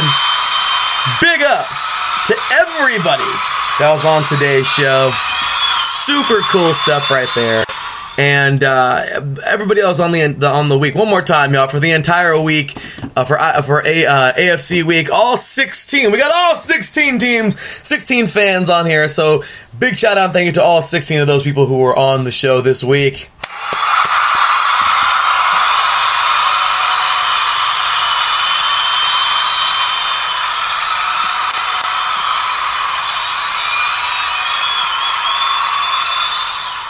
Alrighty, y'all. Well, with that said, it was a fun week, and I mean, we are now officially halfway through the NFL, halfway through 8 divisions in 8 days, 4 shows down, 4 to go, 16 teams down, 16 teams to go. Make sure to tune in next week. NFC week kicks off with the NFC North on Monday. That'll be July 29th. Tuesday will be the NFC West on Tuesday, July 30th. Wednesday will be the NFC East on July 31st, Wednesday, July 31st. And then, of course, heading on into the Hall of Fame game, we are going to have on August 1st, the NFC South, a week from today. And that'll be it. We'll be all finished up. Then we'll go on to our preseason format, which is a brand new thing we're doing here on IE Sports Radio in Season 6. Catch us, of course, myself and the whole gang, Mr. John Felipe, Mr. Kyler Reynolds, and Mr. Mike Pat on August 7th. Catches at 3 p.m. Pacific time, 6 p.m. Eastern, all the way out until the end of the season after the Super Bowl, or the week after the Super Bowl concludes. And there we have it. So, catches every Wednesday evening starting next Wednesday, or starting in 2 weeks. So basically, what is that? 13 days? So, in 13 days. So, anyway, let's go ahead and get ourselves going on with a little bit of talk of the NFC, or of the AFC. So, I want to go ahead and read off what my colleagues said, and let's go ahead and talk about, what both these gentlemen had to say here. So, Mr. John Felipe weighed in, so thank you very much, good sir, for giving your way in for here. So he says, hey, I'm on vacation right now, but I'll give a quick rundown of each team. So, thanks, John. Have a great vacation, man. Hopefully you're having a great vacation. So, he says, Titans, this is a make-or-break year for Marcus Mariota. Will he be able to get a higher completion percentage out of the pocket? I totally get it. Texans. The Texans are a playoff contender. Or a paper team, as Larry would say, LOL. And yeah, I'm going to call them a paper team until they do something. Okay, until I stop being a paper team, they're still a paper team. That's all there is to it. The team that looks good on paper, but just doesn't look the same on the field, like always. I mean, they do look sometimes like that good, and then the other weeks they're like, what the heck? So, anyway, he says, but can they avoid injuries long enough to show their full potential? Watson and Fuller went down in subsequent years, so yeah, kind of sucks for them, but we'll see what they can do. Also, we have up here the Colts. He says, is Andrew Luck's MVP season, or is this Andrew Luck's MVP season? As a promising start, he's been hammered by a shoulder only to come back strong last year. What does he have next? Big ups, a big question there for Andrew Luck and the Colts. And the Jags. Can Nick Foles take this team to the promised land the way Blake Bortles couldn't? So those are just the questions there, and I think my guys got confused. Those are the questions for our listeners. But those are definitely some great questions there, and how they kind of weigh in on this year. So I mean, I can even answer those here at the end. So short and sweet, I feel like Marcus Mariota, this is going to be his make or break year. I think he's the guy in Tennessee, so I think he's going to be able to break out and do this and make it happen. I think they're going to keep him long term. I think he's got a long future in the NFL as long as he stays healthy. As for the Colts, you know what? This is we already saw last year how good Andrew Luck really is. I think he's going to keep his spot there and continue to play really well and rally his team, rally the troops. The Texans, well, they need to stop being a freaking paper team, and they're so deep now that if they do get injured, there are people behind them. So, hello, Texans, do something. And then as for the Jaguars, Nick Foles is the guy. I really think he's that dude. He is the guy over there. It's no other way to say it. There's not. Nick Foles, he did this. He's done this before. He's taken over. I mean, don't get me wrong, okay? The Eagles were, in my opinion, a lot more talented than the Jaguars are right now. But there's no substitute for that quarterback position, and that is one tough position, okay? That's the hardest one to replace. It's the hardest one to gain. And when you got that guy, you keep him and you lock him up tight. You know, you keep him tight. You know, you keep him all over. You keep him well protected, and you keep him around. Well, I think they have that guy now. So take care of him. And I think the Jaguars are going to be pleasantly surprised in the coming years. Maybe not this year, but in the coming years. So also after that, Kylan Reynolds, so a big shout out and thank you to Mr. John Felipe. And as for Kylan, he says, Jags, so for the Jags, can Fournette return to magical form now at the solid QB? The load won't be all on his legs. And that's a good question, and what's a good thing to to chime in about or to put in to put in there, because Fournette is a really good running back, but it sucks when you literally have to take over because quarterback isn't up to par. He's not maybe not an NFL quarterback, but just isn't there with the rest of the offense. So I feel like right now, where Blake Bortles goes, hey, I don't know where he went, but I wish him all the best, but when it comes down to, I wish him all the best in his playing career, but when it comes down to Leonard Fournette, now it's true. Now he has a really good quarterback and a guy that is very capable of taking them to the playoffs and maybe even the Super Bowl if they continue to build this team. The Jaguars had a great run 2 years ago, so why couldn't they do it again? So good stuff there. Next up, Column says Texans. So for the Texans, simple. Will they be for real? or remain a paper team and fall off in playoffs. And see what I mean? It was a reoccurring thing last year. I was all over the Texans being a paper team. And can they be for real? This year, I think they can. They have healthy players. They look strong. As long as they can stay healthy, they look good. So, after that, he says, Colin says, Titans. Can this underrated defense keep the Titans in contention? Can Mariota get over his injuries and lead this team deep into the playoffs? I think that defense is going to need some work. I think Marcus Mariota is definitely ahead to get them there. But as for the defense, they got to catch up. They got to make some things happen. This defense cannot BS.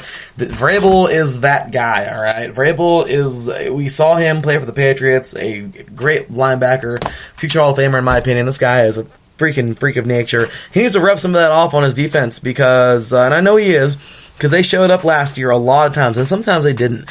But can they continue to get better? Can they continue to get, become stronger on the defense side of the ball? Yes. Is this their year to win the division? Who knows? I mean, You'll see what I think in a little bit, but right now I think this defense needs to definitely improve and continue to build on what they've got. And as for the Colts, Colin says, Andrew Luck now another season under his belt. Will he... Andrew Luck now another season under his belt. He will be on top. He will be in top shape, but do the Colts have enough to actually put some stank in the air? I like it. Let me read that one more time because I know I messed up reading that. So, anyway, Colin says, for the Colts, Andrew Luck, now another season under his belt, but do the Colts, under his belt, he will be in top shape, but do the Colts have enough to actually put some stank in the air? I think so. This team can put all the stank in the air they want. They have the team to make some things happen this year. Andrew Luck is that guy in Indianapolis.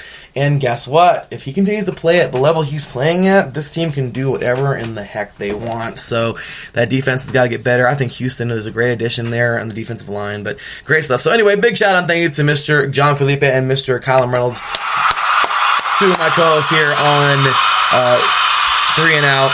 So with that said, I'm going to get my final weigh in. So first things first, I don't think it's any surprise here. I don't want this to happen because I do like Foles a lot, but this first year is going to be kind of a tough year. Jaguars, it's going to be kind of rough. I want them to get better. They may surprise us all, but as of right now, I can't give them more than a 5-11 because it's a gentleman year. Would I like to give them a little more? Yes. Could they be a 6-10? Could they be a 7-8? I mean, a 7-9? Of course they can. Could they be an 8-8? They definitely can. Could they freaking go undefeated? We don't know. I'm just saying, but of course they can. I mean, anything can happen, right? Only God knows. But I do feel like right now the Jaguars are just not where they need to be to make a playoff run like they did 2 years ago. So I'm going to say it right now. I think they will be about 5-11. Next up, as much as okay, let's go ahead and give it like this. I think it's going to be almost a carbon copy of last year. The Titans are going to be a strong team.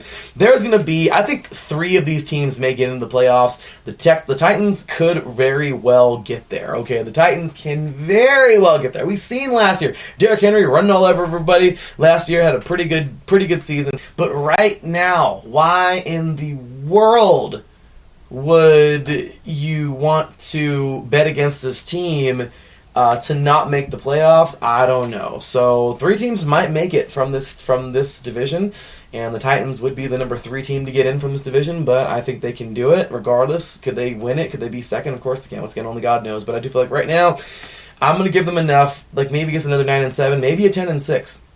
And it might be like a tiebreaker kind of thing going on with the second place team. Second place team, it's a carbon copy of last year, guys. I'm going to go Colts second and Texans third, but this is going to be the thinnest of margins because seriously, the Colts have I'm just giving the Texans the benefit of the doubt because I've been calling them a paper team forever. Can they not be a paper team this year? Andrew Luck and the Colts are going to chomp at the bit to destroy everybody in their path this year, including the Texans. And right now, after the way the Colts had their way at the Texans a couple years back, last year, after I think about 1-1, but I forgot. But anyway, the way they had their way with the Titans last year after the Titans defeated the Patriots, that goes to show you the Colts aren't scared and they know what's coming. They know that doesn't matter. They will fight no matter what, no matter who they're playing. Doesn't matter who they played last week. It's all about this week. So that is a tough Colts team. I'm going to put them at 10-6 as well. And I'm also going to put the Texans at 10-6. This is hilarious because I seriously think that it could be something like that, or maybe 11-5 I'll give the Texans like last year. But I seriously feel it's going to be a variation of that at the top. We're going to have 2 10-6 teams, 1 11-5 team, or 2 11-5 teams and 2 10-6 teams, or maybe a 10-6 team and 2 9-7 teams, or like last year 11-5, 10-6, 9-7. Regardless, it's going to be a variation of those, depending on who it is. But as of right now, I'm going to go Jaguars 5-11, Titans 9-7. And I'm going to go Colts 10-6. And you know what? No, I'm going to have some fun with this. I'm going to go Jaguars 5-11, Titans 10-6, and both the Titans and the Colts, or the Texans and the Colts at 11-5, and there's a tiebreaker in there where somebody gets in, and maybe they all three get in, but regardless, it's going to be a fun show. This is a wide open division. It's going to be fun. I'm giving it to the Texans, but by a slim margin. Can they get past to the AFC Championship? They might, but who knows? We shall see. With that said, y'all, cue the music, because I'm out of here!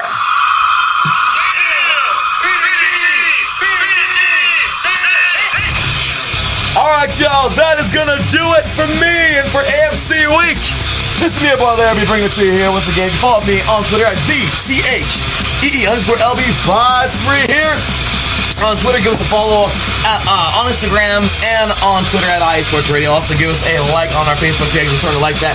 Ask us how you can join the IE Sports Radio community on Facebook and on Twitter. Also, check us out at IESportsRadio.com. Sign up for our newsletter. Sign up in our forum. Show us some love, y'all. Chat along with us on IE Sports Radio on Twitter all day long. Have some fun with us, y'all. We love to do our thing. So, with that said, y'all, 16 teams down, 16 more to go. That'll do it for AFC Week this week. We'll see you next week for NFC Week, starting off with the NFC North. For me, your boy Larry B, for all my colleagues and co-hosts and everybody else, guests, I'll see you next week, y'all. Until then, take care, and as always, God bless.